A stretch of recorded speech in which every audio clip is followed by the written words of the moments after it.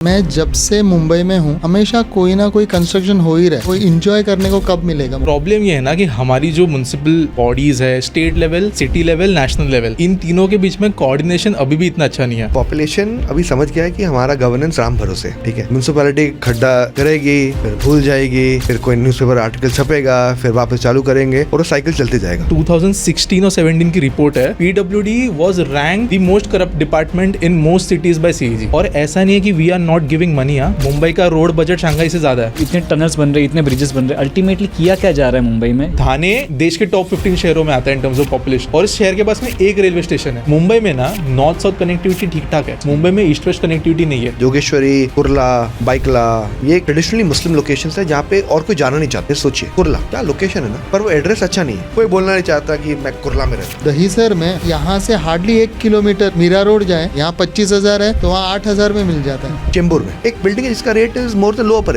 7 CR plus के कल्याण में flats है। हिस्ट्री ऑफ मुंबई क्या है? 1660s में एक शादी हुई, पोर्चुगीज रॉयल फैमिली और ब्रिटिश रॉयल फैमिली। उस टाइम दहेज देना पड़ा। दहेज में क्या दे? बॉम्बे दे दो। East India Company started the process of transforming Bombay. India में we make very good master plans. यहाँ पे garden, well access to a school here, hospital here. Wow, वो फॉलो नहीं करते, प्रॉब्लम वो है। I think Mumbai and MMR ना is the land of lost opportunities. Mumbai in my view could have been the best city of Asia. अगर आप मुंबई में रहते हैं तो ये वीडियो आपके लिए है। ट्रेन की गर्दी से परेशान, मेट्रो में हर जगह जो मेट्रो का काम चालू है उससे परेशान है, पूरे रास्तों पे गड्ढों से परेशान हैं, और कब मुंबई में घर लेना अफोर्डेबल होगा और कहाँ घर लेना चाहिए, ये सब जानेंगे आज हम इस पॉडकास्ट में। आज हमारे साथ हैं मिस्टर विशाल भार्गव, जो कि एक मशहूर रियल एस्टेट जर्नलिस्ट और स्पीकर हैं, और आकाश भवसार, जो कि एक मशहूर यूट्यूबर हैं, और उनका पावर ट्रेन नाम से एक चैनल है जो कि इंफ्रास्ट्रक्चर के ऊपर वीडियोस बनाते हैं। पॉडकास्ट शुरू करने से पहले अगर आपने अभी तक सब्सक्राइब नहीं किया है तो सब्सक्राइब कर लीजिए। चलो लेट्स स्टार्ट। आकाश, मैं जब से मुंबई में हूँ लगभग 20 साल से, हमेशा कोई ना कोई कंस्ट्रक्शन हो ही रहा है। जैसे पहले गुड़बंदर रोड बड़ा हो रहा था, अभी ब्रिजेस बन रहे हैं। हमें तो तकलीफ़ आज तक है, मतलब हमें तो रिलीफ कभी नहीं मिला है। वो इंजॉय करने को कब मिलेगा मुंबई? देखो, एंजॉय करने कब मिलेगा is a very difficult question to answer, because जैसे जैसे बन रहा है ना उससे ज़्यादा स्पीड से पीछे का पाइलअप जो है अभी होते जा रहा है प्रोजेक्ट्स का। ठीक है, एंड मुंबई आप तो बोल रहे हो कि कंस्ट्रक्शन में जब से देख रहे हो तब से हो रहा है, but if you do an technical analysis ना, मुंबई को एक स्टार्वेशन लेवल तक मुंबई पहुंच गया था फॉर न्यू इंफ्रा। तो अभी जो रोड्स बन रहे हैं ना, ये बहुत ज़्यादा इमीडिएटली, ये not just roads and bridges, any project you take, जैसे ही बन जाते हैं they are already kind of over capacity. Correct, right. तो वो आप जो बोल रहे हो कि एंजॉय कब करने मिलेगा, when I see a traffic free city, वो फेज बहुत लंबे समय तक नहीं आ रहा है। एक तो ये स्टार्वेशन जो था सिटी को इंफ्रा का, ये तो एक पॉइंट इसमें एडअप होता है, but you have to also realise कि अभी भी इंडिया में Mumbai is one of those very few cities जो इतने बड़े लेवल पे माइग्रेशन देखती है। आप अगर आउटर MMR में भी जाके कंस्ट्रक्शन देखो, जहाँ से मैं आ रहा हूँ, within 15 years I have seen it transform from a very small village to a decent size city. But उसके वजह से कोई ऐसे लाइफस्टाइल में अपग्रेड हो गया, हमको रोड्स का एंजॉय करने मिले, वो कभी नहीं हो पाया। सो आई डोंट थिंक कि वो आप जो बोल रहे हो ना कि एंजॉय करने कब मिलेगा, दैट्स गोइंग टू हैपन। हाँ, but you also have to realise this will keep on expanding the opportunities of the city as well. ठीक है, हम इंफ्रा को मुंबई में बहुत बुरा वाला बोलते हैं, but if you again start comparison with other cities, Mumbai in terms of individual projects, मैं ओवरऑल कैसे बना है बात नहीं करूँगा यहाँ पे, I think we can talk about that later, but in terms of individual projects Mumbai is quite ahead, अगर देखा जाए तो। ठीक है, so this is a question that can be answered in, if I want to answer in one sentence it will be enjoy तो नहीं करने मिलेगा, बट ये चीज़ जो है दूसरे तरीक़ों से फ़ायदा ज़रूर दिला रही है। लेकिन जो काम हो रहा है वो भी अच्छा नहीं होता है, वो भी है ना, खड्डे तो कम से कम नहीं हो, तो वो क्या हम प्राइवेट सेक्टर्स को दे रहे हैं ये काम, की गवर्नमेंट ही सारा काम कर रही है, राइट फ्रॉम मेट्रो टू जहाँ देखो पूरा जाल हो रहा है। मतलब जैसे मुझे समझ भी नहीं आ रहा है कि वो ट्रेन कहाँ जा रहा है। जैसे डोंबिवली में अभी मेट्रो हो रहा है, वो जा कहाँ रहा है, तो उस हिसाब से मतलब इट इज़ लाइक सब जगह काम ही चालू है और हर रोड खोद रहे हैं। तो उसका क्या रीज़न है कि हर रोड भी खोद रहे हैं वो लोग? देखो, प्रॉब्लम ये है ना कि हमारी जो म्युनिसिपल बॉडीज़ है, state level, city level, national level, इन तीनों के बीच में कोऑर्डिनेशन अभी भी इतना अच्छा नहीं है. द गति शक्ति mission that was introduced by centre, उसका काम ही ये था कि वो डिस्ट्रिक्ट लेवल तक हर एक प्रोजेक्ट की मॉनिटरिंग करे. इफ़ यू सी नाउ, अगर जैसे बोरिवली में अगर आप वेस्ट में देखो, बहुत बड़े लेवल पे कॉन्क्रीटाइजेशन चल रहा है, right. But if you observe these projects now, road बनते समय they are trying to put gas pipeline, they are trying to put fibre optic cables, all that. ये अलग अलग एजेंसी से काम है. महानगर गैस आके गैस पाइपलाइन डालेगी, रोड जो है किसी और कॉन्ट्रैक्टर को मिला है, सीवेज कोई और डिपार्टमेंट संभालने वाले, क्योंकि एसटीपी बन रहे इतने सारे मुंबई में. सो यहाँ पे कोऑर्डिनेशन पहले था नहीं. Now with Gati Shakti they are trying to bring that coordination, ताकि ये रोड खोदने के बाद में जो वापस बनने के बाद में जो वापस खोदने वाला सिनेरियो होता है वो ना हो. But unfortunately the coordination is still not there. There is a portal जो बनाया गया है गवर्नमेंट के द्वारा कि अगर मैं बीएमसी हूँ और मैं एक रोड बना रहा हूँ थ्रू माई पीडब्ल्यूडी, तो जब वो प्रोजेक्ट अपलोड होगा तो उधर जो भी स्टेक होल्डर्स होंगे कि गैस वाला है, fibre, Bharat net is the scheme that is putting fibre optic across the city, वो लोग आके उधर एक ऑब्जेक्शन बोल सकते कि हमको हमारा लाइन डालना है, या फिर kind of they can say कि wait let us get our tenders also out, ताकि हम आके बना सके. इस चक्कर में कुछ रोड्स अभी अच्छे बन रहे हैं, लेकिन क्योंकि फिर भी वो कोऑर्डिनेशन ढंग से नहीं हो पा रहे ना. इसके जैसे आप मेरे को बोल रहे थे कि खड्डे हैं अभी भी, you would be observing lot of roads, बीच में रोड बन गया है, बाजू का काम 6-6 महीने तक नहीं हो रहा है. ये exactly this reason is there. मेरा कार इसीलिए मेरे बेसमेंट में जा नहीं रहा है, क्योंकि वो पूरा उन्होंने खोद के रखा हुआ है. बस खड्डा खोदा है. अभी वो लोग कौन बंद करेगा मालूम नहीं है. और वो इतना बड़ा इंफ्रा तो बिल्डिंग की सोसाइटी तो कर नहीं सकती है. राइट. तो सबके कार कहाँ पार्क होंगे, वही तकलीफ में है. हम सिंगल बिल्डिंग में है. लेकिन does it have any relation with the people staying there, या फिर उनके ऊपर क्या इफेक्ट पड़ रहा है इस सब चीज़ों का? देखिए, जो लोग वहाँ पे रहते हैं, देखिए एक चीज़ अच्छी है हमारे इंडियन सिटीज़ की है कि पॉपुलेशन अभी समझ गया है कि हमारा गवर्नेंस राम भरोसे है. ठीक है, म्यूनसिपैलिटी खड्डा करेगी, फिर भूल जाएगी, फिर कोई न्यूज़पेपर आर्टिकल छपेगा, फिर वापस चालू करेंगे और वो साइकिल चलते जाएगा. ठीक है, अभी रियल एस्टेट का कनेक्शन क्या है इंफ्रास्ट्रक्चर के साथ कि अभी क्योंकि all cities are failing, private townships are thriving. क्योंकि एक बार किसी ने गिव अप कर दिया ना कि मुंबई, बैंगलोर, दिल्ली, गुड़गांव सब म्यूनसिपैलिटी बेकार है, तो वे भागेंगे डीएलएफ के पास, प्रेस्टीज के पास, हीरा अंदानी के पास, जो भी है. तू मेरे को सिटी बना के दे, मैं उसमें रहूंगा, फुटपाथ रहेगा, गार्डन होगा, रेट एक्सपेंसिव होगा. तो इसमें जो सबसे ज़्यादा लूजर्स हैं वो कौन है कि जो बॉटम रंग जो अफोर्ड नहीं कर सकते, पैसा नहीं है ये सब प्राइवेट फैसिलिटीज़ के लिए. द मिडिल क्लास और अपर मिडिल क्लास अगर उनको वो सर्विस चाहिए, दे हैव टू पे अ प्रीमियम. ठीक है, इंडिया में most of our population lives below its means, क्योंकि जो facilities government has to give you, a private guy has to gives it to you and you have to pay him for it. Correct. तो means इसका आकाश को सुन के I am means it's a good plan, गति शक्ति ये सब. I hope वो result आए. ठीक है, पर ठीक है मेरी अभी थोड़ी उम्र हो गई है, तो may be because of that I am a bit more cynical than him. I am a lot older than him. कि क्योंकि आई थिंक अपना सिस्टम ऑफ म्यूनिसिपल गवर्नेंस अभी आई थिंक इतना करप्ट हो गया है ना, उसको ब्रेकआउट करने के लिए you have to completely overall the system. ये जब मैं अभी भी कॉन्क्रीटाइजेशन जब मैं देखता हूँ, इतना सबस्टैंडर्ड क्वालिटी है कि the purpose of doing concretization is lost. Exactly. मैं मुंबई पुणे एक्सप्रेस वे कितने सालों से जा रहा था. ठीक है, it's a superb express way. जो भी नया चंक हुआ है, ठीक है, कोई मानेगा नहीं कि ये नया चंक है और ये पुराना चंक है. पुराना chunk feels more smoother than the newer chunk. तो इवेंचुअली इट्स अबाउट, देखिए कॉम्पिटेंस आई थिंक इंडिया में है कॉम्पिटेंस. ठीक है, our problem is that we are just too corrupt and now we are the stage where there is such a big beast जो इतना पैसा लेता है ना कि उसको ओवरऑल करने के लिए जाएंगे ना, बहुत से लोग कंप्लेन करेंगे. लेकिन ये दोनों जो चीज़ें रियल इस्टेट है, इंफ्रा है, इंफ्रा में भी मल्टीपल सेगमेंट्स है, रियल एस्टेट में मल्टीपल जो हैं वो डिविजन्स हैं. इन दोनों का कोई सेंट्रली एक जन या एक अथॉरिटी देख नहीं रहा है क्या कि सब चीज़ें क्यूमुलेटिवली साथ में हो रही है कि नहीं? देखिए दोनों दे आर, रियल एस्टेट और इंफ्रास्ट्रक्चर बहुत लिंक्ड है. ठीक है, but they should be treated separately in my view, ठीक है. क्या होता है कि अगर हम दोनों को जोड़ देंगे ना, there is one super power at the top, वो it becomes a very easy nexus. अगर आप साउथ अमेरिका जैसे कंट्रीज में जाओगे ना, वहाँ पे एक बादशाह रहेगा जो दोनों को देखता है, ठीक है. इसको पता है इंफ्रास्ट्रक्चर कहाँ पे करने वाला और कहाँ पे फिर अकॉर्डिंग इतना वो रियल एस्टेट का खेल करता है, या वाइस वर्सा. तो I think it is a good thing कि रियल एस्टेट और इंफ्रास्ट्रक्चर सेपरेट है. यू प्लान कि कहाँ पे अपॉर्चुनिटी है जहाँ पे एक लार्ज पॉपुलेशन आ सकती है, रह सकती है at affordable rate, is well connected. वो इंफ्रास्ट्रक्चर का रोल है. एक बार आपने बना दिया, जैसे अभी हम लोग देखेंगे ट्रांस हार्बर, ठीक है. Trans Harbour is a good infrastructure play, पर उसका रियल एस्टेट पे कुछ फायदा नहीं है. वही सो, क्योंकि अभी लोग को क्या लगा, ट्रांस हार्बर आएगा, मैं फिर लोग को लगा कि मैं मुंबई से नवी मुंबई शिफ्ट हो जाऊंगा. ऐसा कुछ नहीं हुआ. बिल्डर्स भी आजकल इतना प्रोक्लेम नहीं करते, लेकिन एडवर्टाइज वही करते हैं.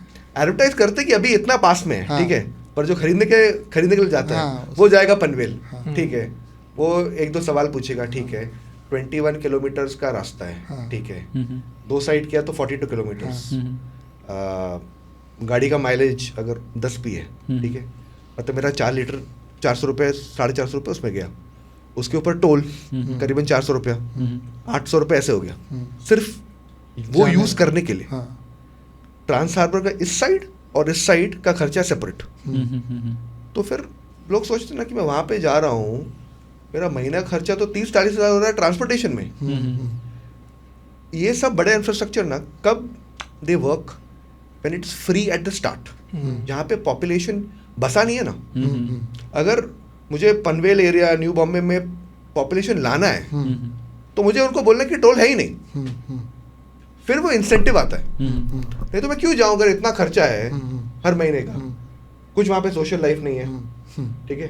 अभी आप जाओगे न्यू बॉम्बे में एक ढंग का रेस्टोरेंट नहीं है. एटलीस्ट पनवेल में वो जो उल्वे एरिया है वो, उल्वे जाओगे तो वहाँ पे इतने बिल्डिंग्स हैं, ठीक है, कोई मानेगा नहीं ये एक्चुअली बिल्डिंग नहीं है.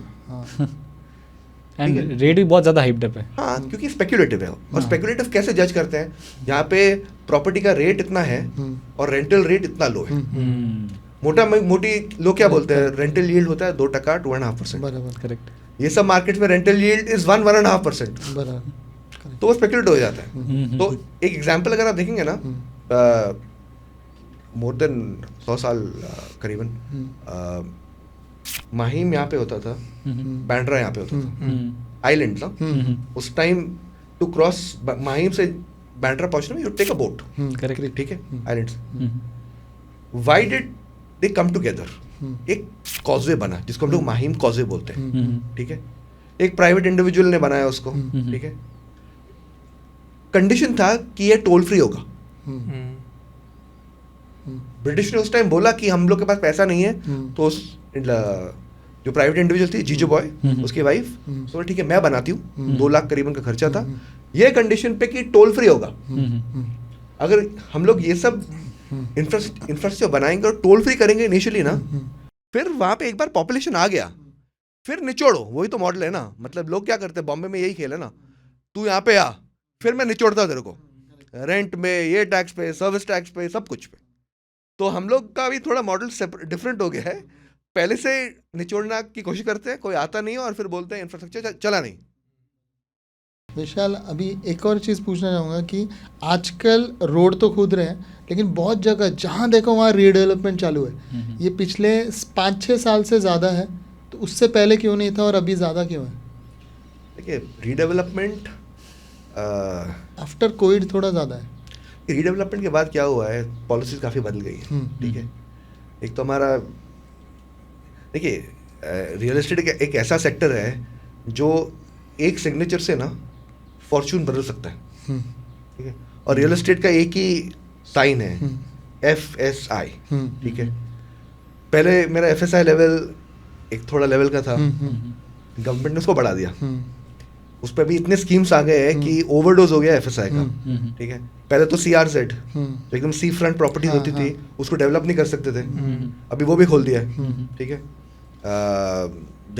तो एक बार वो वायबिलिटी आ गई ना, तो सब लोग अभी घुस गए.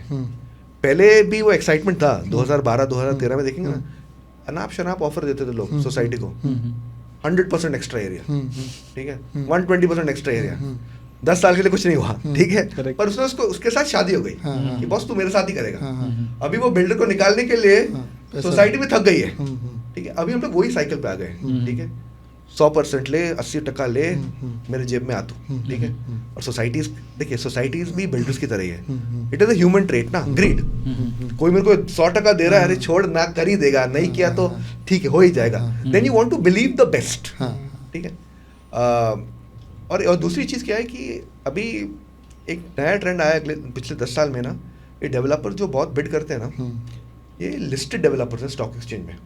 पहले स्टॉक एक्सचेंज पे बहुत कम डेवलपर लिस्ट होते थे, करेक्ट, क्योंकि उनको लगता था कंप्लायंस बहुत है, एनालिस्ट इतने हैं, जर्नलिस्ट होंगे, लोग को लगा कि प्राइवेट रहते हैं, खुश रहते हैं, वैसे भी इतना डिफिकल्ट बिजनेस है, ज़्यादा कुछ दिखा देंगे तो लोग मार डालेंगे। करेक्ट।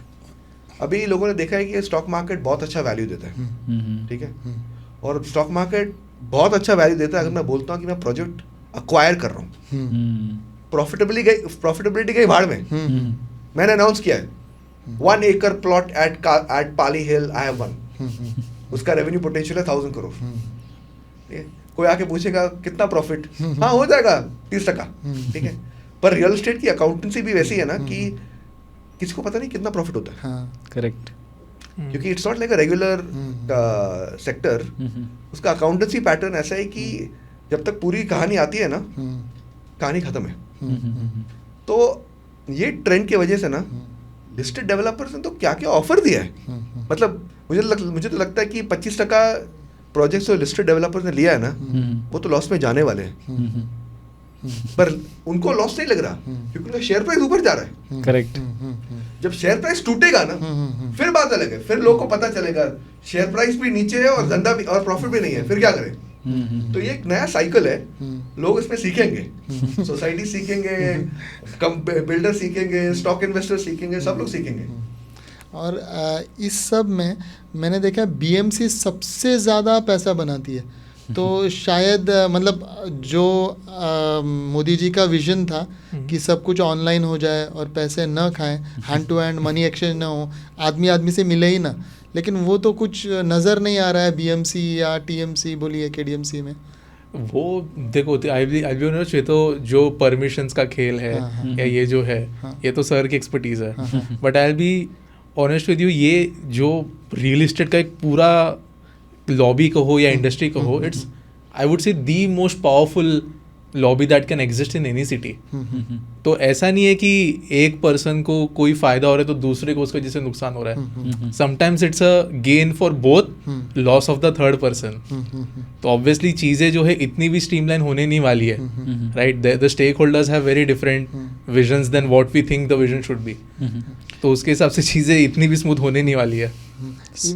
हाँ, ये जो इंफ्रा की जब हम बात करते हैं तब कौन कौन से अथॉरिटी हैं पूरे मुंबई एंड मेट्रोपॉलिटन रीजन में जो ये सब चीज़ गवर्न करती है? देखो मैं अभी आपको ना एक एक करके गिनवाना शुरू करता हूँ कि जो अलग अलग प्रोजेक्ट्स चल रहे हैं ना, कौन कौन संभाल रहा है। ठीक है, अभी जैसे क्लोज बाय मेट्रो है, this particular metro and few others, line 2A 5-7, ये सब MMRDA के है। लाइन 3 जो है, it's a joint venture between, it's a company called MMRC, Mumbai metro rail corporation, जिसमें जायका जो है जापान की एक फंडिंग एजेंसी है, उनका पैसा आया है, थोड़ा जो है स्टेट गवर्नमेंट का है और आधा जो है वो सेंट्रल गवर्नमेंट का है। ये अलग बॉडी है, वो मेट्रो पूरी अलग चल रही, इसलिए टिकट्स का भी इशू है। ठीक है, इसके बाद में जो अटल सेतु है, that was MSRDC, Maharashtra state road development corporation. अभी जो विरार अलीबाग कॉरिडोर वगैरह बनने वाले, that's also going to be MSRDC। इसके अलावा अपने BMC के PWD लेड प्रोजेक्ट्स होते हैं, जैसे अपने कोस्टल रोड जो है, जो अभी कल ही ऑलमोस्ट पूरा खुल गया है, that's a separate entity that's handling everything. इसके अलावा there are multiple SPVs, special purpose vehicles बना के रखे, जो जैसे धारावी है, धारावी के लिए अलग धारावी रिडेवलपमेंट का जो प्रोजेक्ट है उसके लिए अलग कंपनी उन्होंने एस्टेब्लिश की है, करेक्ट, जो कि सरकार की कंपनी है, इज व्हाट दे से। ठीक है, इसके अलावा obviously there are certain projects जो नेशनल लेवल पे हैंडल हो रहे हैं, जैसे कि जो समृद्धि रोड यहाँ पे आने के बाद में there is this JNPT spur जो मुंबई के रिंग रोड का हिस्सा बनने वाला है, वो NHAI का प्रोजेक्ट है। इसके अलावा कुछ टनल्स बन रही है, वो भी सेंट्रल गवर्नमेंट संभाल रही है।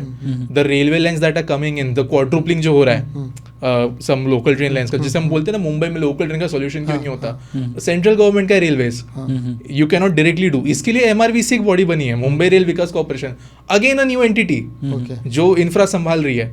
MRVC में 51% रेलवेज का है, 49% महाराष्ट्र गवर्नमेंट का है। BMC का है ही नहीं रेलवेज में, ठीक है। So these multi and obviously even and these people have expertise, ऐसा नहीं है कि ये नुकसान ही कर रहे हैं, इसका अपना अपना फायदा भी है। बट यस, ये जो एंटिटीज इतने सारे काम कर रही है ना, this adds layers and layers and layers.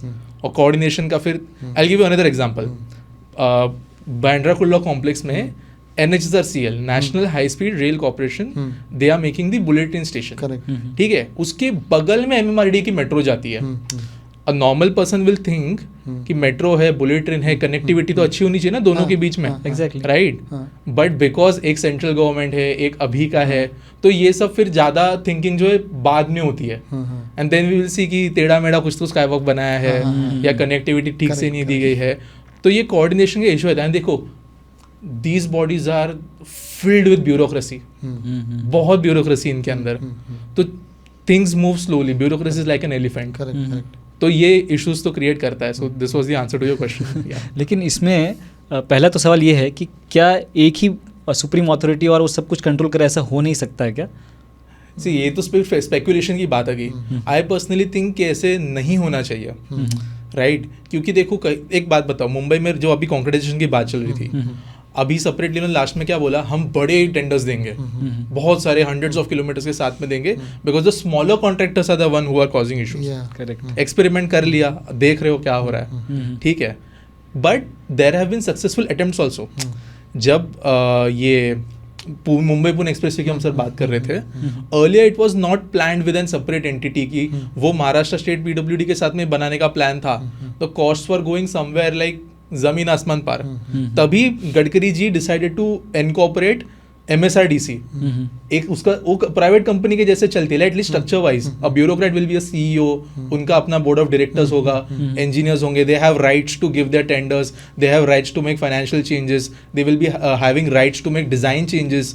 तो ये राइट्स में फिर ना एक लेवल ऑफ ब्यूरोक्रेसी हट भी जाती है। सो दे आर एबल टू, अभी 1987 में काम शुरू हुआ था मुंबई पुणे एक्सप्रेसवे का, 2004 तक पूरा खुल गया था अपने यहाँ पे। अब तक कॉन्क्रीटाइजेशन नहीं खत्म हुआ है 4-5 साल में, right. So this one thing is like a beneficial output of having these layers, मेरे हिसाब से तो होना चाहिए। Another thing I'll tell you जो मेरे को भी एक याद आ रहा था, this MMRCL का जो मेट्रो था, टनलिंग, सॉरी MMRDA का कल 50 years कंप्लीट हुआ है। MMRDA कल 50 years कंप्लीट हुआ है। MMRDA को स्टार्टिंग में बिल्कुल भी गवर्नमेंट अटेंशन दे ही नहीं रही थी, बिकॉज दे वर फियरफुल कि अगर MMRDA ज्यादा बड़ी हो गई तो BMC का जो पूरा कंस्ट्रक्शन का पावर है वो MMRDA लेगी। Yesterday there was a speech, उसमें अंदर ये बातें बोली गई है। बट उनको बजट कैसे मिल रहे थे स्टार्टिंग में, 2 करोड़ 2.5 करोड़ टाइप के बजट मिल रहे ईयर के। I think it's more than 40,000 crore for this year. And उन्होंने BKC फिर भी करके दिखाया, दैट इंक्रीज द पोटेंशियल। आज मुंबई बिना MMRDA के चल नहीं सकता, राइट। जितने बड़े प्रोजेक्ट्स है वो MMRDA हैंडल कर रही है, सेपरेट एंटिटी, राइट। अगर BMC के हाथों में ये होता from 1960-70s, would you think BKC would be possible, eastern freeway would be possible, जो अपना कौन सी वाली वो not coastal road, a tunnel on Eastern Freeway, that would that have been possible. Monorail उन्होंने execute किया. These things wouldn't have been possible अगर हम ये चीज़ जो है सिटी गवर्नमेंट जो है म्यूनसिपल कॉर्पोरेशन है उसके हाथ में छोड़ते हैं। तो SPVs आर वेरी इंपॉर्टेंट क्योंकि वो इंडिपेंडेंटली डिसीजंस ले सकते हैं, which the current government can not. लेकिन जैसे विशाल सर कह रहे थे कि करप्शन की वजह से बहुत ज़्यादा जो है वो कंट्रोल नहीं रहता है, तो इस केस में इंफ्रा के डेवलपमेंट के केस में भी करप्शन इज द रीज़न, जहाँ पे अलग अलग जगह पे अलग अलग क्वालिटी के रोड्स बन रहे हैं। Obviously corruption will play a part. अभी हम उसके अंदर इन्वेस्टिगेशन करने जाएंगे तो obviously we are not going to get answers, even though we know the answer. I hope you understanding what I am trying to say over here. लेकिन obviously infrastructure के अंदर तो लाइक कॉन्ट्रैक्ट से लेके execution से लेके bill passing से लेके मल्टीपल थिंग्स है। इनफैक्ट जैसे आप करप्शन की बात कर रहे थे, आई थिंक एक 2016 और 17 की रिपोर्ट है, PWD was ranked the most corrupt department in most cities by CAG. Okay. Construction में बहुत पैसा बनाने के लिए है, इन फ्रॉम छोटे छोटे मतलब सब कॉन्ट्रैक्टर का भी अपना कट देना पड़ता है, तो ऑब्वियसली करप्शन है। एंड देन एंड में फिर कहाँ पे आएगा ये जो पैसा चला गया है, वो कहाँ पे अफेक्ट करेगा? मतलब quality of the road, quality of bridge, quality of concrete, quality of steel. Plus देखो एक बात बताओ, एक और कंस्ट्रक्शन में समटाइम्स ना these contracts are very long term contracts. अभी जैसे कोई टेंडर होता है ना, उसमें स्टील, सीमेंट, ये इन्फ्लेशन एडजस्टेड होता है। करेक्ट। मतलब अगर बढ़ गया रेट तो गवर्नमेंट उसमें कर देगी भाव ऊपर नीचे, बट बहुत चीज़ों का नहीं होता है। एंड मार्केट समटाइम्स ऑब्वियसली अचानक से ग्लास का रेट बढ़ गया, क्या करेंगे? The contractor will adjust it somewhere, तो वो भी क्वालिटी में असर पड़ता है। और ऐसा नहीं है कि we are not giving money. Mumbai का रोड बजट शंघाई से ज़्यादा है, like this is a fact, ठीक है, बट फिर भी वो ये करप्शन जो है वो आता ही है। एक बात बताता हूँ, जो ये बड़ा टेंडर वाला बात था, उसका काइंड ऑफ पीछे थिंकिंग भी यही था कि ये छोटे छोटे कॉन्ट्रैक्टर्स जो होते हैं they are affiliated to politicians, वो वाले स्मॉल टाइम पॉलिटिशियंस होते हैं, या फिर थोड़े बहुत पावरफुल लोग होते हैं जो ये 200 मीटर, 1 किलोमीटर, 2 किलोमीटर कॉन्ट्रैक्ट होता है। इनको लगा 700 करोड़ का करेंगे, not everybody can bid for 1000-2000 crore रुपये प्रोजेक्ट। तो नए लोग आएंगे, बड़े लोग आएंगे, प्रोफेशनल लोग आएंगे, बड़ी बड़ी जैसे LNT वगैरह टाइप कंपनीज आएगी, that obviously is not executing as they expected. But हाँ, ये तो जो आप बात बोल रहे हो दैट समवेयर अप्लाइज। लीडरशिप की जो बात है ना, जैसे कहा कि एग्जांपल्स ये MMRDA, देखिए जैसे 2-3 ब्यूरोक्रेट्स जो शायद से लोग अभी भूल जाते हैं, ठीक है। एक तो Mumbai Pune expressway, bureaucrat RC Sinha under Gadkari, जिन्होंने नवी मुंबई बनाने में काफ़ी क्रिटिकल रोल था, बैंडरवर्ली सी लिंक में, और BKC में एक वापस ब्यूरोक्रेट था जो T चंद्रशेखर। नहीं तो सोचे कि अगर BKC बनता नहीं, ठीक है, अपना मुंबई कैसा एक शहर होता था, साउथ बॉम्बे में सब कुछ होता, करेक्ट, और बाकी सब लोग एक कॉर्नर से सब लोग वहाँ पे जाते थे, ठीक है। वही था ना स्टोरी अपना, करेक्ट। नरिमन पॉइंट बना 1970s में, फॉर द नेक्स्ट 40 इयर्स जो BKC का प्लान था कुछ नहीं हुआ। 2010 में एज अ लोकेशन BKC बहुत अच्छी है, ठीक है, सेंटर है ना, connectivity to BKC is a problem, but that is independent of the person who made BKC, ठीक है। And that is leadership, one political strong leadership, one key bureaucrat. मुझे बनाना है तो अच्छी तरह बनाना है, घोड़बंदर रोड, हाँ, नहीं तो नहीं बनता ही नहीं। सेम पर्सन जो BKC की बात कर रहा हूँ, जो थाने का जो क्लीन अप है, सेम वन ब्यूरोक्रेट। तो वी मतलब आई वोंट से इंडिया के पास बहुत केपेबल ब्यूरोक्रेट्स हैं, बट एक 2-3 जो स्टार है ना, वो ट्रांसफॉर्म कर सकते हैं अगर the leadership is behind them. अभी आई थिंक जैसे ओवर द डेकेड्स हम लोग देखा है कि ब्यूरोक्रेट्स को भी लगता है कि कुछ नहीं होगा, और फिर हमारा काम क्या है, अरे कुछ नहीं हुआ, आपको पता नहीं, बहुत मुश्किल है धंधा करना है यहाँ पे, इतने कॉम्प्लेक्सिटीज है, इतने स्टेक होल्डर्स है, कुछ नहीं कर सकते। तो अभी आई थिंक सबको वो आदत हो गया, सब लोगों ने सरेंडर कर दिया है, बैठो अपना काम टेन्योर में जो करना है करो और निकलो। But I think for bureaucrats to perform, उनको ऐसे जगह पे बिठाना पड़ता है where they have that flexibility. जो मैं SPVs की बात कर रहा था, जैसे सर अब ब्यूरोक्रेट्स के नाम ले रहे थे ना, even I was like getting some names in my head, वो काम नहीं कर पाते if they were not in the right place. Correct, उनको वो जगह मिली इसलिए वो कर पाए। इनफैक्ट ये जो ब्यूरोक्रेट की बात करता है वो एक्चुअली BMC में भी थे, but he could not succeed. Yes, जो आकाश बोल रहे हैं ना, एग्जैक्टली। तो it is about the individual and the system that allows you to transform. जब दिल्ली मेट्रो बनाने को ले रही थी, राइट, सो उनको वही डर था कि अगर PWD को मेट्रो बनाने दे देंगे, it will get engulf in this. Sreedharan ji को हेड बना के DMRC का फॉर्मेशन हुआ। DMRC was the first independent metro making authority, ऐसा आप बोल सकते हो। कोलकाता में मेट्रो बनी थी, रेलवेज ने बनाई थी। Can you guess the first line that they open ना, जो पहला स्टेज कोलकाता मेट्रो का ओपन हुआ था, it was underground line, cut and cover में बनाया था। 2.5 किलोमीटर का इनॉग्रेशन था उसका पहले। How long would you guess कि उसको लगा होगा बनाने? 11 साल लगा था, बिकॉज सेंट्रल स्टेट रेलवे ये वो DMRC बनाया। And this was a very revolutionary thing कि श्रीधरन जी को क्या बोला गया, तुम्हारा टेंडर डिजाइन करो, तुम्हारा अकाउंटिंग तुम संभालो। इनफैक्ट अगर आपको डेट लेना है प्रोजेक्ट बनाने के लिए, even they had the rights to do that. जो कि नहीं होता है बाकी डिपार्टमेंट्स के पास में। Correct. और ये राइट्स देख के केपेबल इंसान को बैठाते हो ना, वो एग्जीक्यूट। अटल सेतु 18 में शुरू हुआ है correct. काम शुरू Complete उसका। हो गया। एग्जैक्टली 2 साल तो लॉकडाउन था, समुद्र में 21 किलोमीटर ब्रिज बना के last day open, right. Srinivas sir was heading that project back then, now he is heading Dharavi. Correct. तो ब्यूरोक्रेट्स ऐसे अच्छे भी है, बट उनकी कमी बहुत है। अभी धारावी और ब्यूरोक्रेट्स का बात कर रहे हैं, तो मुंबई में पहले, आज़ादी के पहले, या मुंबई किसने रूल किया था? मतलब राइट फ्रॉम अंग्रेज़ों के टाइम में कौन था मुंबई में, और हिस्ट्री ऑफ मुंबई क्या है?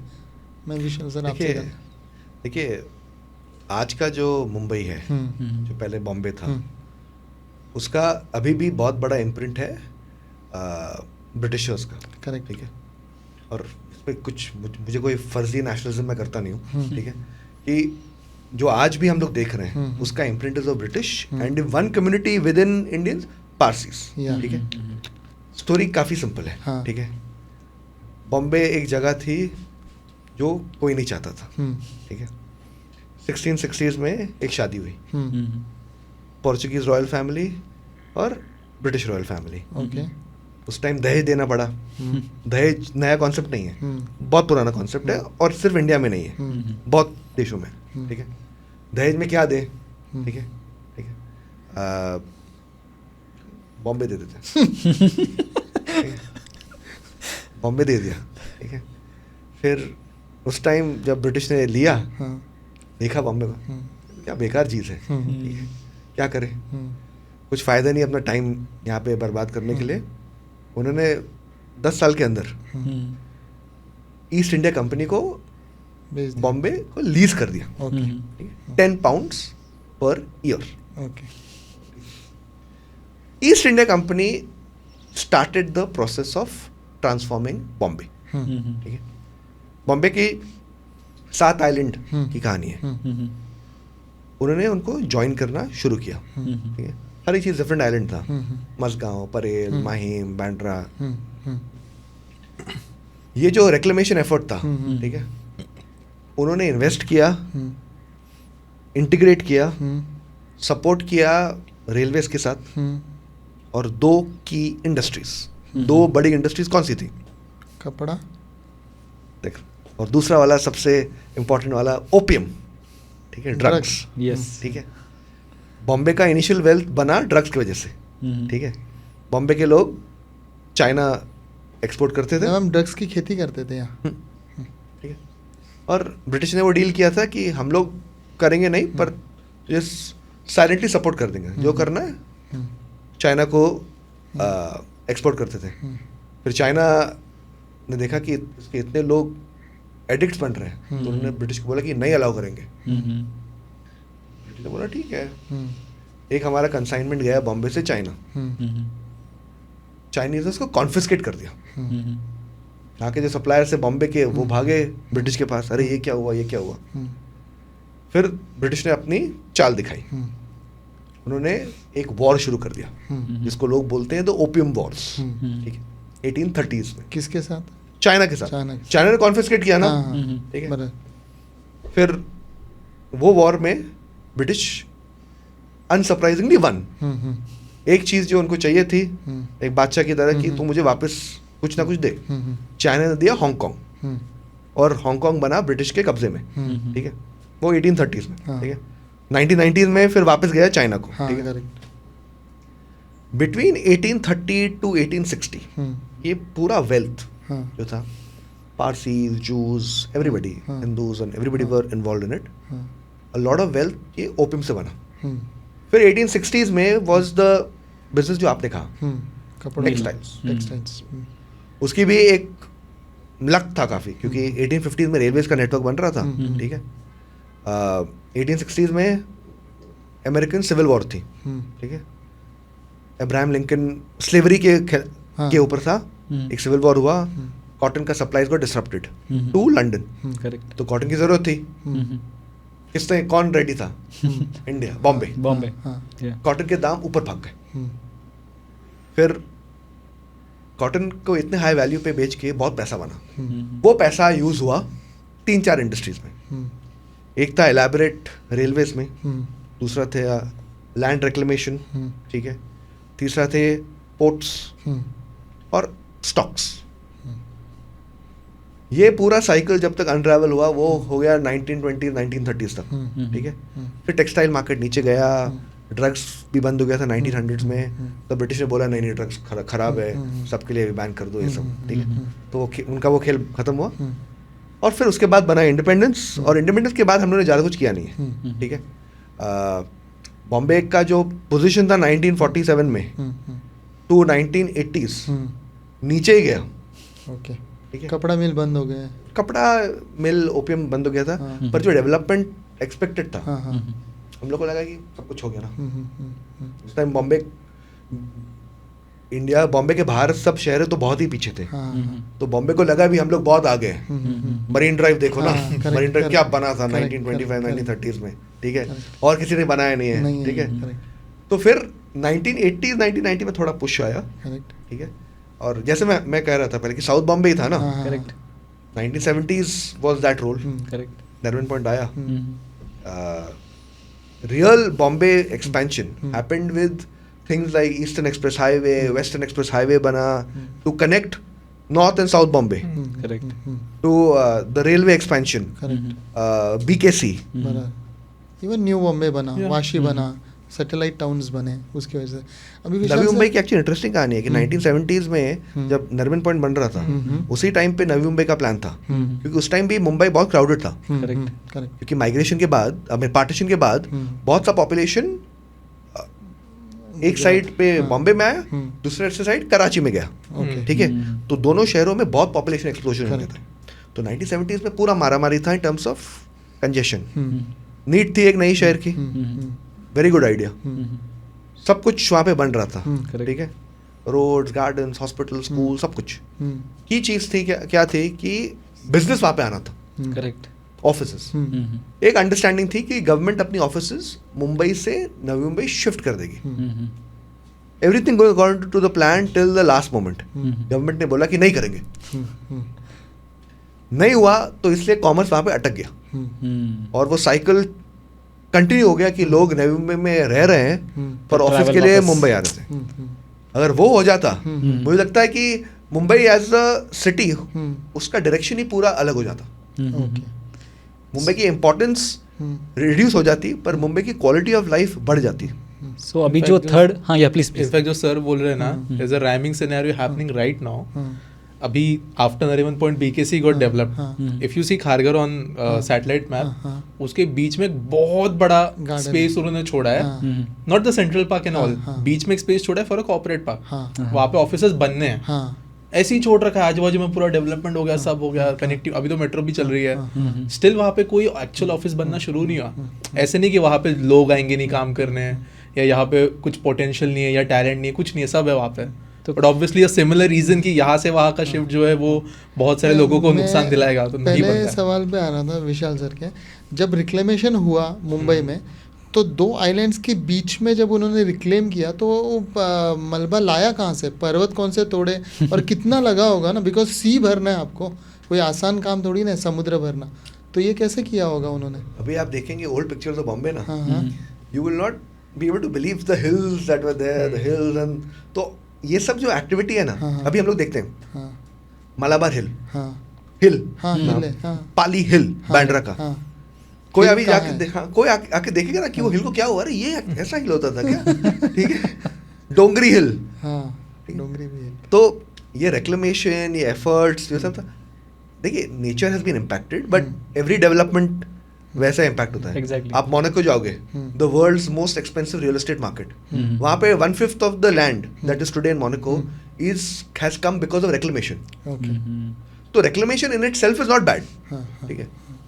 हमारा आइडिया डिफरेंट था, हम लोग वो स्टोरी बेचते ना, रिक्लेम क्यों कर रहे हैं, क्योंकि अफोर्डेबल हाउसिंग होगा, सी फेसिंग क्या अफोर्डेबल होगा, आज तक कोई सी फेसिंग अफोर्डेबल हुआ है कोई भी शहर में। नहीं, इसमें सेकंड सवाल मेरे माइंड में ये आता है, जो आजकल जितने बड़े बड़े लंबे टावर हो रहे हैं मुंबई में, तो उनका फाउंडेशन नीचे समुद्र नहीं लगता। अच्छा, मैं I tell you one thing, आप अलीबाग गए हो कभी, you have been to Alibag beach, अगर वहाँ पे थोड़ा भी लो टाइड होता है ना, you can walk to the fort that is in front. आप मुंबई के नॉर्थ में भी जाओ, जाओ, Dahanu beach, Vangaon beach and all, जब लो टाइड होती है ना, हाँ। फ्रॉम द सैंडी बीच से लेके समुद्र के बीच में 2-2 किलोमीटर का गैप हो जाता है एट सम पॉइंट्स। ये जो जियोग्राफी है ना वेस्टर्न कोस्ट ऑफ महाराष्ट्र की, यहाँ पे समुंदर बहुत जगह पे रॉकी एंड शैलो है। सो इवन व्हेन वी से 7 आइलैंड्स ना, तो बहुत सारे 7 आइलैंड्स के बीच में ऐसा नहीं कि 100-100 मीटर के प्रॉपर ऐसे ये you could say lagoons type थे। In fact between a few islands you could walk जब लो टाइड होती थी तब, ठीक है। In fact Mumbai is one of the best cities for tunnelling, क्योंकि हमारे यहाँ पे बेड रॉक जो इग्निशियस रॉक बोलते हैं वो बहुत जल्दी आता है। अपने यहाँ पे जो रेक्लेमेशन है that's not much, it might be few dozens of metres at maximum. उसके बाद में बेड रॉक इस रीजन में महाराष्ट्र के बहुत जल्दी आता है। तो ऐसा नहीं है कि हमने 100 लाइक जो पाम आइलैंड्स है दुबई के, वैसे हमने सैंड पे 200 मीटर का ये किया है रेक्लेमेशन प्रोजेक्ट, वैसा नहीं है। मैक्सिमम जो है it was few meters and therefore it was feasible also। 100 metre का रिक्लेमेशन उनको भी उस जमाने में शायद नहीं होता feasible। लेकिन अभी अंग्रेजों ने जब पारसीज के साथ जो एक साथ बिजनेस ये किए थे, तो अभी तो आप देखते हो कि मैक्सिमम लैंड पारसीज की ही है, खासकर रहेजाज और इनकी गोदरेज रहेजाज। तो इनके पास इतनी ज़मीन कैसे आई, इन्होंने कैसे खरीदी इतनी ज़मीनें? गोदरेज पे गोदरेज पे I've seen, आकाश ने भी बहुत अच्छा वीडियो किया था आई थिंक 1-2 साल पहले। तो ये गोदरेज की कहानी इज, गोदरेज 1940s में ये लैंड एक्वायर, पूरा विलेज जो लोग बोलते थे ना, उस टाइम देखिए बॉम्बे की वैल्यू, जैसे मैं बोल रहा था ना, 1660s में कुछ वैल्यू नहीं थी, 1800s में कुछ भी वैल्यू नहीं था, पर पारसीज को जमीन बहुत पसंद थी। तो और वो लैंड अच्छी तरह समझते थे, पवई से लेके विक्रोली, बांद्रा, ठीक है। तो understanding the value of land and then developing it, वो स्किल पारसीज में था, ठीक है। एग्जाम्पल मैं आपको देता हूँ कि पवई, ठीक है, 1830 में एक इंडिविजुअल थे फ्रामजी बानर्जी, ठीक है। उन्होंने पूरा पवई विलेज लिया लीज होल्ड पे, पर वो बहुत स्मार्ट थे, मुझे लीज होल्ड नहीं चाहिए, मुझे फ्री होल्ड करना है। ब्रिटिश को बोला सर मैं आपको ज़्यादा पैसा देता हूँ, उसको कन्वर्ट कर दो। करेक्ट, कन्वर्ट कर दिया, ठीक है, 1830s 1840s में, ठीक है। तो land is under my control, right. मैंने उसके बाद क्या किया, मैंने उस time trade between Powai and any other island ना, उसके लिए परमिशन होती थी, जैसे भी इंडिया और अमेरिका में करते हैं ना, उस टाइम डिफरेंट स्टेट्स है बॉस, ये ट्रेड तो क्या कर रहा है मेरे को बता, तेरे को चीज अलाउड है ABC कमोडिटी, उसके ऊपर तो कुछ नहीं कर सकता। तो उसने कमोडिटीज की एक ऑर्चर्ड बनाया, रोड्स सेटअप किए, जिसकी वजह से एप्पल्स, इनफैक्ट उनके apples used to go to the queen of England, Powai से। इतना मतलब देखिए वो प्रमोशन भी करना पड़ता है ना। ऐसे आजकल बिल्डर्स क्या करते हैं, ये शाहरुख खान ने मेरे यहाँ पे घर लिया, करेक्ट, मेरा एप्पल गया है क्वीन ऑफ इंग्लैंड के पास, करेक्ट, ठीक है। मैं बस एग्जांपल दे रहा हूँ शाहरुख का, मतलब उससे कोई लिया नहीं रहेगा, बट तो they understood the value of land और उन्होंने प्रोटेक्ट किया, ठीक है, बहुत टाइम के लिए।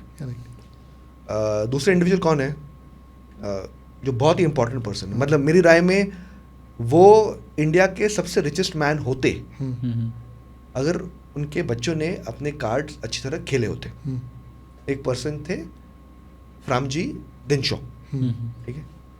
उनका इम्पोर्टेंस क्या था, अभी हम लोग बोरेवली में, ठीक है, आपने देखा है अंतरी मलाड बेल्ट, इन्फिनिटी मॉल, वो सबके वहाँ पे वो पूरी जो ज़मीन है आप लोग देखते हैं ना, Raheja, even the slum area जो नीचे आता है पूरा, वो रहेजा का जो लैंड था वो उनका लैंड था, ठीक है। ही was a top lawyer of Bombay. He helped in merging many cement companies to create one cement company, क्योंकि बहुत कंपटीशन हो रहा था। सबको बुलाया कि बॉस तुम सब अपने आप को मार रहे हो, मत करो, let's join hands. Join hands किया 1950s में, दिस 1930s में, 1930s में। पर उनका सबसे बड़ा खेल क्या था, उन्होंने लोन किया टाटा ग्रुप को जब उनको पैसे की जरूरत थी, और उस लोन जब कन्वर्ट हुआ इक्विटी में, ही ओन 12.5% ऑफ टाटा सन्स, जिसकी आज वैल्यू इज 1 लाख करोड़। उनका प्रॉब्लम क्या हुआ, वो मर गए, 1 साल बाद उनके दोनों बच्चों ने वो स्टेक बेच दिया, Shapoorji Pallonji को way back in 1930s only. 1931 year after his death, 1936 he passed away. एक साल बाद उन्हें बेच दिया उनको। बॉम्बे के बाहर जाना था, अमेरिका ये सब घूमने में, ठीक है।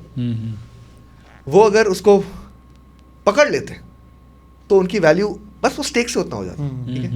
उनकी ज़मीन, ठीक है, करीबन राइट नाउ ऑल्सो उनका कुछ 700 एकड़ ज़मीन है। पहले और भी था पर सरकार ने लिया क्योंकि एक बहुत ही बेवकूफ़ का रूल आया था बीच में, अर्बन लैंड सीलिंग एक्ट, ठीक है। मतलब कोई भी वेकेंट लैंड है, गवर्नमेंट आपको बोल रही है कि मैं ले लूँगा, होल्ड नहीं कर सकता, ठीक है।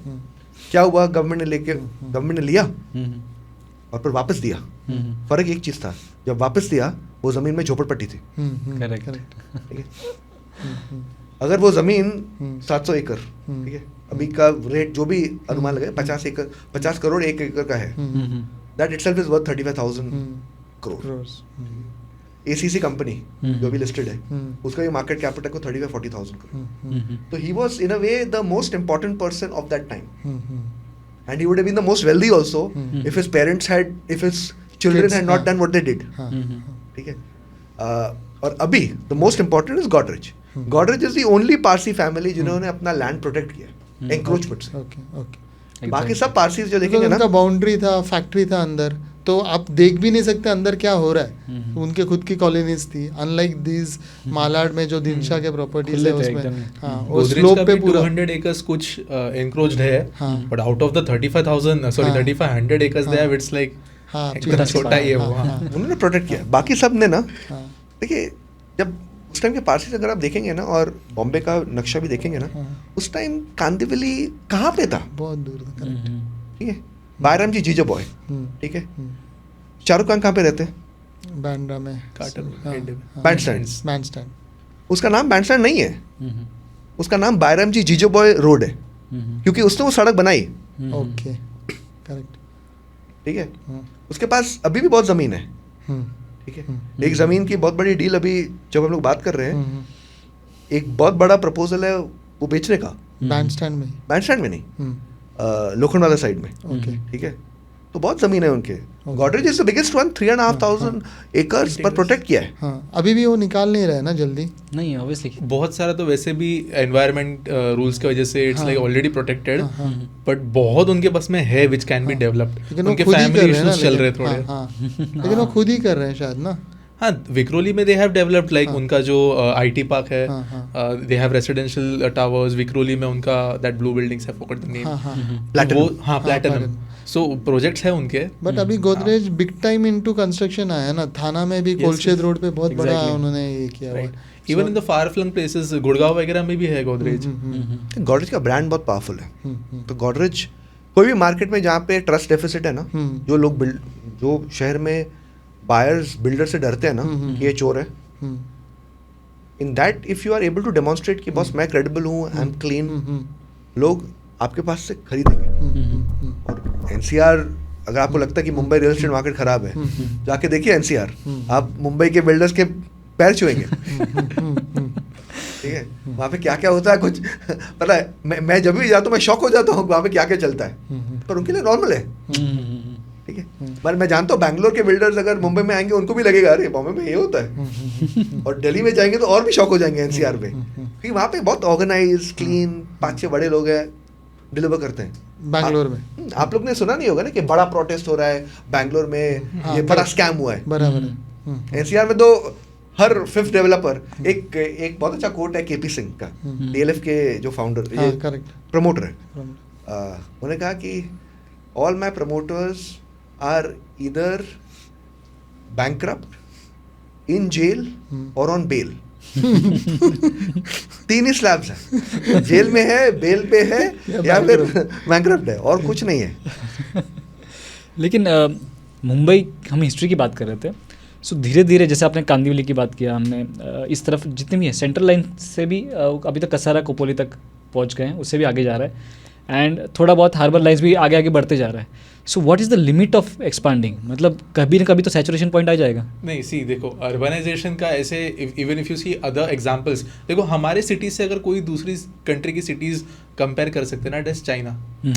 चाइना में भी यही इशू था कि अर्बनाइजेशन करते करते करते करते now they have urban areas in the ranges of tens of thousands of square kilometres, जहाँ पे एक टाइम पे डिस्टिंक्ट सिटीज मर्ज होके एक सिटी बन गई है। Correct, right. इवन अभी जैसे अपने इधर बात बता, मुंबई पुणे के बीच में अगर आप एक्सप्रेस से ट्रैवल करते हो, देयर आर सम डेवलपर्स जो मुंबई बोल के बेचते हैं। Right right. And if you see infra जो होता है ना, आपको एक मैं चीज़ बताता हूँ, if you go on Google maps, आप किसी बड़े हाईवे या किसी रेल लाइन के आजू बाजू में स्क्रॉल करो, यू वुड सी डेवलपमेंट ना उसके बगल बगल से शुरू होना स्टार्ट होता है, राइट। और ये जो जैसे आपने कहा ना टिल खोपोली ये वो, अगर हम देखें मुंबई का सारा डेवलपमेंट अक्रॉस रेल लाइन ही हुआ है, specially outer sides of MMR में। Correct, there is empty land in between, जैसे Navi Mumbai and this regions of Kalyan Dombivli, there is a lot of empty land correct, which is not explored. अभी वहां पे एक metro और एक वो विरार अलीबाग कॉरिडोर बन रहा है। In the next 25 to 30 years that will become part of again पूरा अर्बन स्क्रॉल का जो एक्सटेंशन है ना, वहां से गुजरना शुरू हो जाएगा। So I don't think there is limit. और देखो एक डेवलप्ड देश जो होता है वहां पे more than half of the people come to cities to stay, उतना अर्बन ग्रोथ हो जाता है फार्मिंग वगैरह में, या जो कंट्री साइड बोलते हैं वहां पे hardly in even some countries तो वहां पे लेस देन 10% पे, if you see Nordic countries and all, less than 10% people actually stay in the outer areas. Correct. Right. America में भी जो सेंट्रल पार्ट ऑफ अमेरिका है that is very sparsely populated. एक तो उनका पॉपुलेशन सेंटर पूरा उनका ईस्टर्न साइड में है, न्यूयॉर्क, बॉस्टन, फिलाडेल्फिया बेल्ट पे, या तो San Francisco Bay Area, California side पे है। Same is going to happen with Mumbai. अगर आप साउथ में चाहो तो Bangalore, Hosur is probably going to combine. Delhi को अगर आप देखें, Delhi is one city. Delhi, Noida, Ghaziabad, Faridabad, Meerut, Sonipat, all this places kind of become one city. ये मुंबई के पास भी होने ही वाला है। There is no, and Pune also if you see, Pune, Pimpri Chinchwad one city now. Correct, Hadapsar got added like few years back, अब वो कहाँ तक पहुंच रहा है God knows. So this will keep on expanding जब तक देश में अर्बनाइजेशन हो रहा है, अर्बन माइग्रेशन हो रहा है, एंड फॉलो वो करेगा इंफ्रा पैटर्न्स को। लेकिन इसमें ना सबसे बड़ी प्रॉब्लम जो एकदम ही विजिबली नज़र आ रही है, जैसे विशाल सर ने पॉइंट आउट किया कि रेसिडेंशियल तो बढ़ते जा रहा है। जैसे हम डोंबिवली में रहते हैं, डोंबिवली में सारा जो MIDC एरिया था वो धीरे धीरे रेसिडेंशियल में कन्वर्ट हो रहा है। और जितने भी आपने भी एरियाज पॉइंट आउट किए, वो तलोजा से लेके अंबरनाथ, बदलापुर वाला बेल्ट है, वो भी रेसिडेंशियल से ही भरने वाला है इवेंचुअली। तो जब कमर्शियल बन ही नहीं रहा है तो ये सारे लोग वापस मुंबई ही ट्रैवल करने वाले हैं, तो इसका क्या सोल्यूशन है? देखो मुझे ऐसे लगता है ना, there are two sides of this story. जैसे आप लोग डोंबिवली की बात कर रहे हो, अंबरनाथ, बदलापुर की बात कर रहे हो। I personally see now कि slowly it is true that most people, like I would say 75% of the people come to Mumbai daily for their work. लेकिन अभी ना distinctive ecosystems develop हो रहे हैं where people don't need to come to Mumbai. If you see the Navi Mumbai belt of the mind spaces in Turbe, in Airoli, there are people who stay in Kalyan, stay in Ambernath, go to Navi Mumbai, come back, stay in Panvel, go to Mumbai से कुछ वास्ता है नहीं। Correct. If the government, whatever they have planned on paper, if they do it correctly, so we will see clusters of this kind of developments. Right? अपना अपना ecosystem है। आज मुंबई में कौन सा बड़ा इकोसिस्टम है? फाइनेंस का, ट्रेडिंग का वगैरह, बैंकिंग का, ठीक है। इंडस्ट्रियल क्लस्टर मुंबई के पास में कहाँ पे है? As you said the KDMC areas, the Taloja belt, big MIDCs, वो वहाँ पे अपना क्लस्टर डेवलप हो रहा है। Stay there, work there, live your life there. North में भी वैसे इंडस्ट्रियल क्लस्टर्स है ना, the Vadhavan port is coming up, वहाँ पे अपना एक पोर्ट लेट डेवलपमेंट का जो भी क्लस्टर है that is very far in future, but वो डेवलप होगा। सो आई डोंट थिंक कि हमेशा मुंबई में आके ही ट्रैवल करना will be a need in future. Correct. But ये बात सच है कि फिर स्पेशली जो high value sectors of economy होते हैं, व्हाट वी से टर्शियरी सेक्टर, इसको भी डेवलप करने की जरूरत है। करेक्ट। प्लान्स है, पेपर पे बहुत कुछ है। खारघर में कॉर्पोरेट पार्क डेवलप करना है, अटल सेतु के बाद में वहाँ पे कौन सा वो नैना डेवलप करना है, उसके बाद में near this Palava phase 2 also there is this more than like I believe 300-400 parcel of land that suppose to be developed into a only purely commercial space, जहाँ पे रिसर्च एंड डेवलपमेंट, या Lodha is doing that, pharma companies ने वहाँ पे already आके establish भी किया है। प्लान्स है, कुछ जगह पे डेवलप भी हो रहा है। Naina also if you see the plots that have been given out to different companies, और जिस हिसाब से अलॉटमेंट हो रहा है तो दिख रहा है कि वहाँ पे जॉब जनरेशन वाला डेवलपमेंट होने वाला है। If this plays out well, तो ये जो माइग्रेशन का बोल रहे हो ना, coming to Mumbai every single day, ये बहुत हद तक रिड्यूस होगा। लेकिन ऑन पेपर तो ये सब सुनने में और प्लान वाइज सुनने में तो ठीक लगता है, लेकिन Vishal sir, I will need your contribution. क्या रियलिटी और प्रैक्टिकलिटी में संभव है क्या? संभव है। देखिए द रीज़न लोग रेसिडेंशियल ज़्यादा करते हैं कमर्शियल से, is only one simple thing, money. Residential बनाना और बेचना बहुत आसान है कंपेयर टू कमर्शियल, ठीक है। Correct. रेसिडेंशियल में क्या है, मेरे पास 10 करोड़ भी जेब में है ना, I can make 100 crore project, correct. क्योंकि मैं कस्टमर एडवांसेस पे जीता हूँ, ठीक है। मैं आपसे मुझसे आकाश से पैसा लूंगा, पैसा आ गया मेरे पास, बना दिया प्रोजेक्ट। कमर्शियल ऐसा नहीं कर सकता मैं। कमर्शियल आपको बिल्डिंग बनाना है और तब बेचना है एग्जैक्टली। या लीज करना है। बहुत कम डेवलपर्स जिसके पास वो पैसा है, टाइम है, डेडिकेशन है जो बनाने के लिए, ठीक है। ठीक है, मास्टर प्लान की तो इंडिया में we make very good master plans, very good master plan. Every master plan ऐसी है, वाओ व्हाट अ सिटी, वो फॉलो नहीं करते, प्रॉब्लम वो है, ठीक है। Otherwise, master plans in Mumbai, I don't know other cities if Akash has looked at it, but master plans in Mumbai are superb. इतना विजनरी थिंकिंग कोई करता ही नहीं है, ऐसे मास्टर प्लान्स होते हैं। हाँ, विजनरी मतलब यहाँ पे garden, well access to a school here, a hospital here, मतलब वाओ। अभी देखिए गार्डन बचता नहीं है, करेक्ट, ठीक है। हॉस्पिटल, स्कूल जो बनता है, it is become so unaffordable, ठीक है। क्योंकि जैसे मैंने कहा शुरू में, we live below our means, क्योंकि जो चीज़ सरकार को बनानी चाहिए या रेगुलेट करनी चाहिए एफिशिएंटली, वो होता नहीं, वो प्राइवेट वाला करता है। करेक्ट। और प्राइवेट वाला करता है, फिर वो बहुत बड़ा हेफ्टी प्रॉफिट मार्जिन आ जाता है। इसके लिए स्कूल्स इतने कम होते हैं, और अगर होते हैं इतने एक्सपेंसिव होते हैं। अर्बन इंडिया का पॉपुलेशन अगर कम होगा, उसका सबसे बड़ा कंट्रीब्यूशन कॉन्ट्रासेप्टिव नहीं है, वो स्कूल फीस है, क्योंकि people can not afford. Exactly, exactly. You see the people who, जिसका वेल्थ हायर है ना, मैं एक शो करता हूँ कॉल द टेनेंट, ठीक है, मनी कंट्रोल पे, और मैं इतने एपिसोड्स कर चुका हूँ, और मेरे माइंड में अभी तक 5 फैमिलीज मैंने याद नहीं कर सकता जिसके पास 2 बच्चे हैं। ऐसा नहीं कि उनको नहीं चाहिए, बहुत लोग को नहीं चाहिए भी, मैं जान मानता हूँ। लोग बोलते हैं 2 बच्चे संभाल नहीं सकता, एग्जैक्टली, बहुत से लोग मानते हैं कि मैं 2 बच्चे अफोर्ड नहीं कर पाता, एग्जैक्टली, एग्जैक्टली। ठीक है। हॉस्पिटल्स का सेम सिचुएशन है। छोटी चीज़ के लिए अगर मुझे जाना है, एक ऑप्शन है मेरे पास government hospital. Government hospital enter करने में इतना डर लगता है कि बोलता कि ये जिंदगी की बात है, यहाँ पे जा, प्राइवेट में चलते हैं, पैसा और दो। तो the situation is just a mix of two. It's on the offices are not there because most builders don't have money to build a commercial complex. कौन करते हैं? ओबरॉय करता है, हीरानंदानी करता है, लोढ़ा करता है, करेक्ट, ठीक है। और वो इतने बड़े उसके वजह से हैं, क्योंकि वो आते हैं माइंडसेट कि मुझे अपना खुद का शहर बनाना है। 100 एकड़ भी है, खुद का शहर, people have to live with in, correct. तो और बाकी is the master plan the city का, व्हाट नीड्स टू हैपन।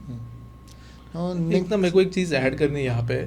देखो, स्कैरसिटी ऑफ इंफ्रा जो है ना, वो रियल एस्टेट के लिए बहुत ज़रूरी है to keep the prices high.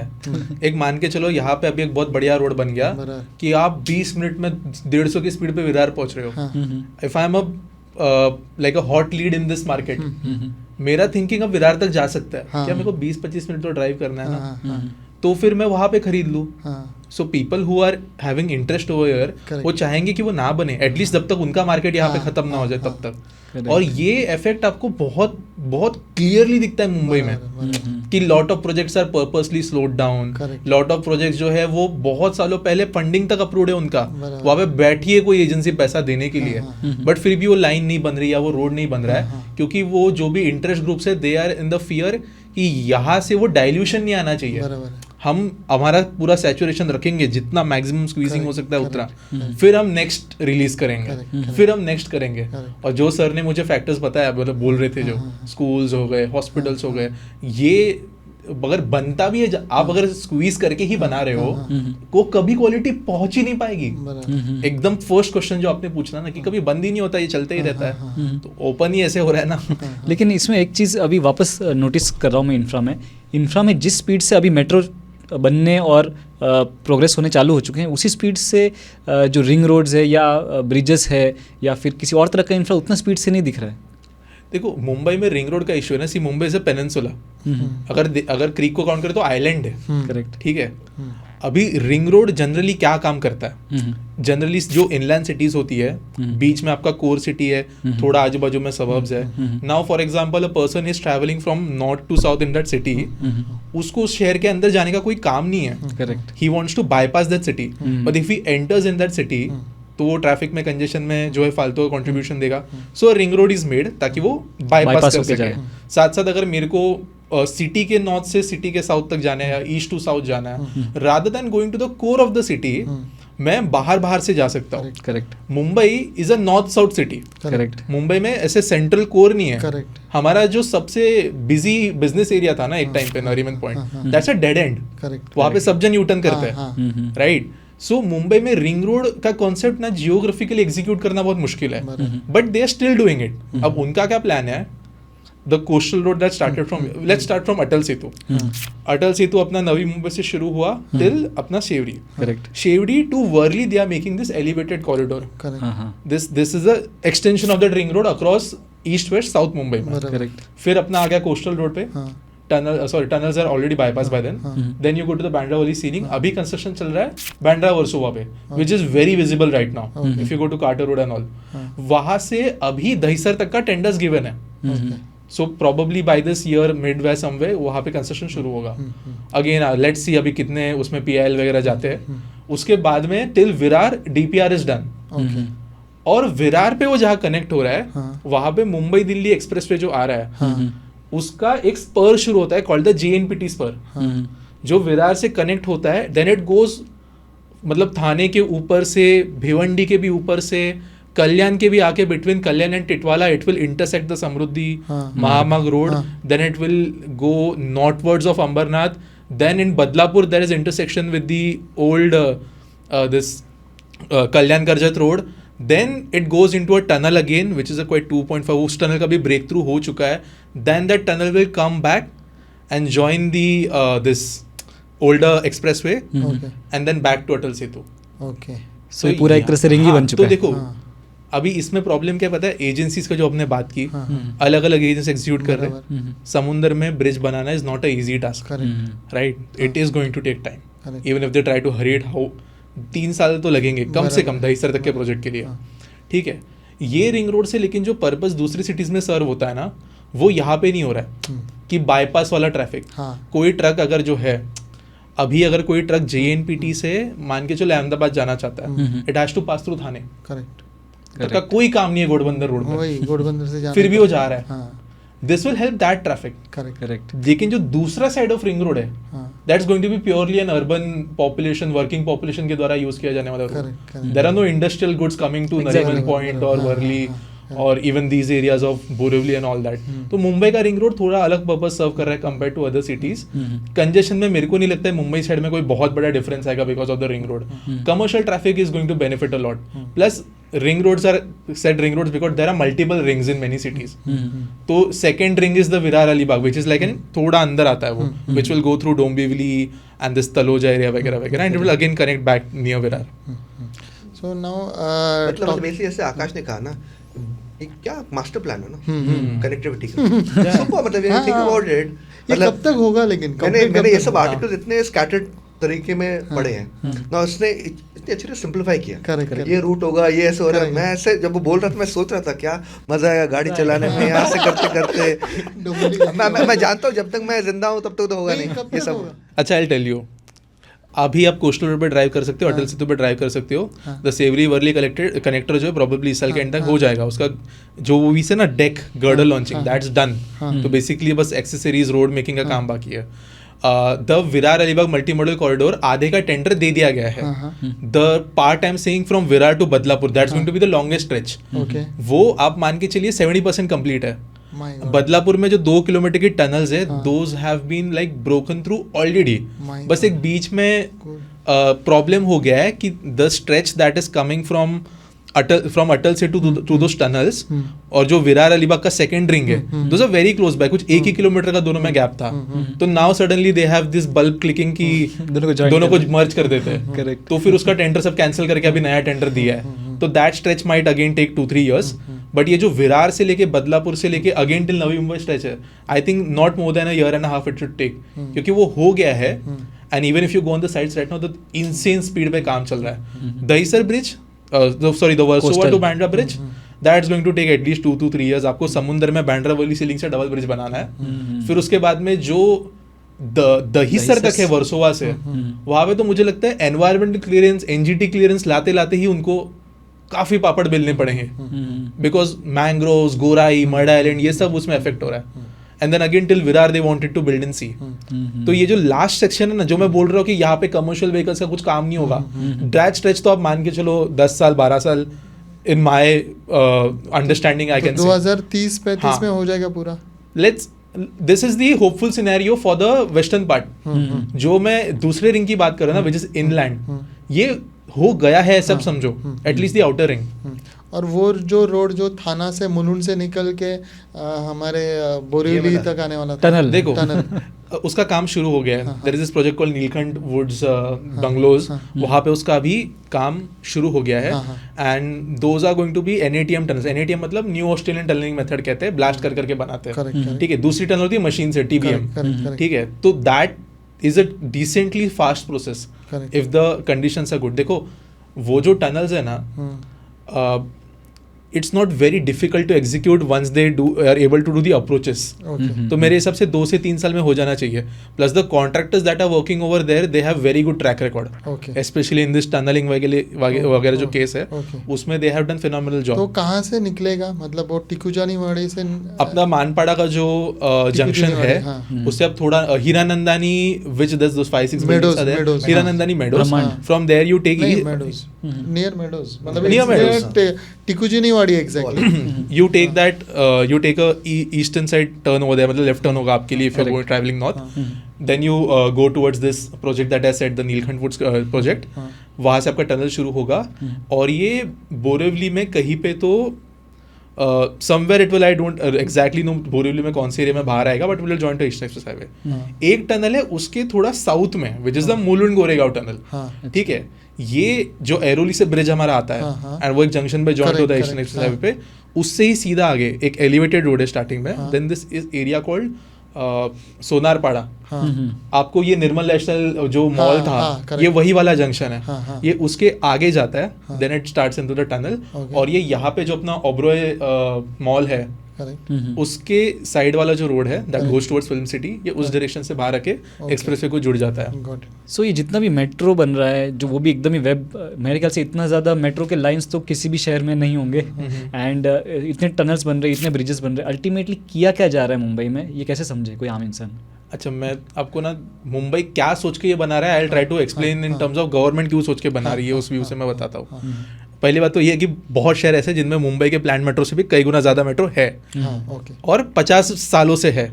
ठीक है. Like we are in no competition to a Japanese city or even the newer Chinese cities or even like London Tube or something जो 100 साल से ज़्यादा पुराना. देखो मुंबई में इशू ये था ना, जैसे सर ने बोला, सारा एक्शन नॉर्थ साउथ में था. नॉर्थ में कुछ हो नहीं रहा था, फिर धीरे धीरे नॉर्थ हम नॉर्थ साउथ ही सोचते रह गए. एक बात बताइए, I travel from Ambernath, right? Correct. मेरे को बोरीवली आना है, हाउ डू आई ट्रैवल? मैं ऑलमोस्ट साउथ तक जाता हूँ till Dadar, then I take a train, second train. This was the criteria, this was the route 12-13 years back. फिर उन्होंने एक नया ईस्ट वेस्ट कनेक्शन बनाया, this was at Ghatkopar to Andheri वाली metro. Correct. That's right now world's most densely used metro. 11 kilometre के line पे रोज के 4 लाख लोग ट्रैवल कर रहे हैं. Insane numbers. लाइक कोई नहीं है दुनिया में कि इतने कम स्ट्रेच पे लाइक पर किलोमीटर पैसेंजर कैपेसिटी के हिसाब से. Why? Because it solve that bottleneck. Mumbai में ना नॉर्थ साउथ कनेक्टिविटी ठीक ठाक है, ईस्ट वेस्ट मुंबई में ईस्ट वेस्ट कनेक्टिविटी नहीं है. और मुंबई में ईस्ट वेस्ट में प्रॉब्लम ये है कि इधर आप जा रहे हो ईस्ट तो अपनी क्रीक लग जाती है, इधर आप जा रहे हो वेस्ट तो समुद्र लग जाता है. So bridges are always a bottleneck. तो ये जो मेट्रोज है ना, these are doing two purposes serve कर रही है. एक ये नॉर्थ साउथ को ऑल्टरनेटिव प्रोवाइड कर रही है, दूसरा ये नॉर्थ टू ईस्ट और नॉर्थ टू साउथ कनेक्टिविटी दे रही है. For example this red line, ये पूरा अपना एक्सप्रेस हाईवे करते करते करते गुंडेवली तक it goes and then it suddenly takes a turn towards east near the airport. आज आपको एयरपोर्ट के लिए बीच में कहीं ना कहीं again you have to leave your north south route and you have to travel separately. Metro will basically take those people completely separate. Plus अगर आपको बीच में कहीं जाना है, then the Powai line which is the pink line, वो एक option आपको provide करेगी. Again the east west connectivity issue is kind of getting solved over here. Line 4 जो है green line, the Thane to Wadala line which is going to be extended to the CSMT, that's a very different case. वो तो मतलब basically load कम कर रही है, ऐसे आप कह सकते हो. प्लस घोड़बंदर तक जो कनेक्टिविटी थी नहीं रेलवे की, वो सॉल्व कर रही है. You need to understand, Thane individually देश के टॉप 15 शहरों में आता है इन टर्म्स ऑफ पॉपुलेशन, और इस शहर के पास में एक रेलवे स्टेशन है. And in terms of number of trains, it like people don't understand this, numbers are so insane. In terms of train passing, मतलब एक मैं रुकने के सबसे बात नहीं कर रहा हूँ, क्रॉसिंग के सबसे बात कर रहा हूँ. Thane is the busiest station in India. तकरीबन 1200 ट्रेन उस स्टेशन से पास हो रही है. So metro will give relief to that, the green line.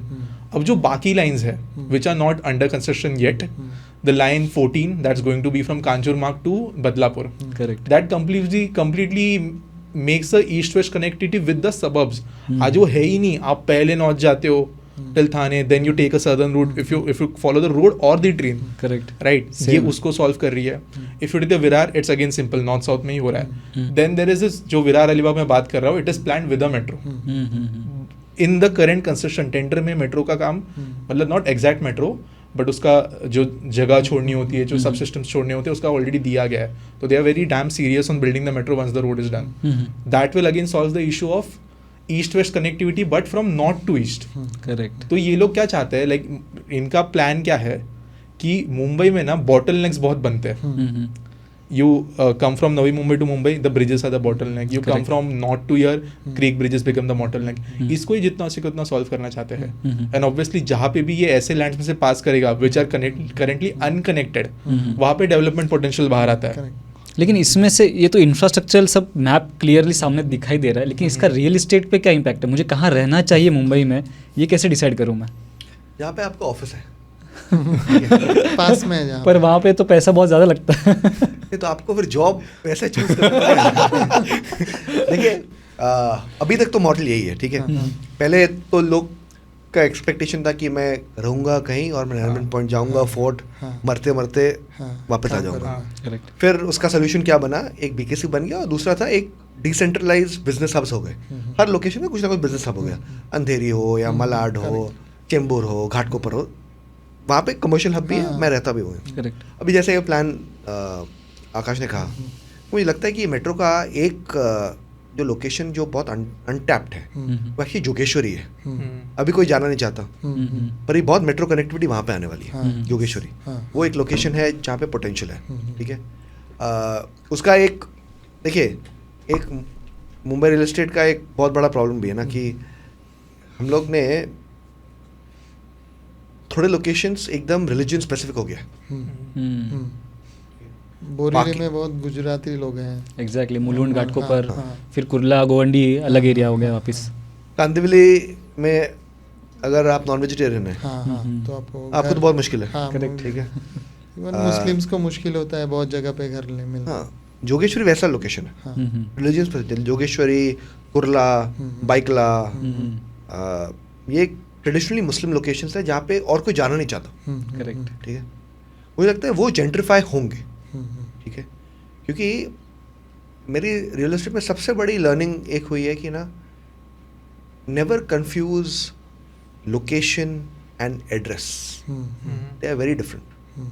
ये सोचिए, कुर्ला क्या लोकेशन है ना, बैंड कुर्ला के पास हूँ, मेरी कनेक्टिविटी सुपर्ब है, eastern express highway, western express highway, पर वो एड्रेस अच्छा नहीं है. कोई बोलना नहीं चाहता कि मैं कुर्ला में रहता हूँ. करेक्ट.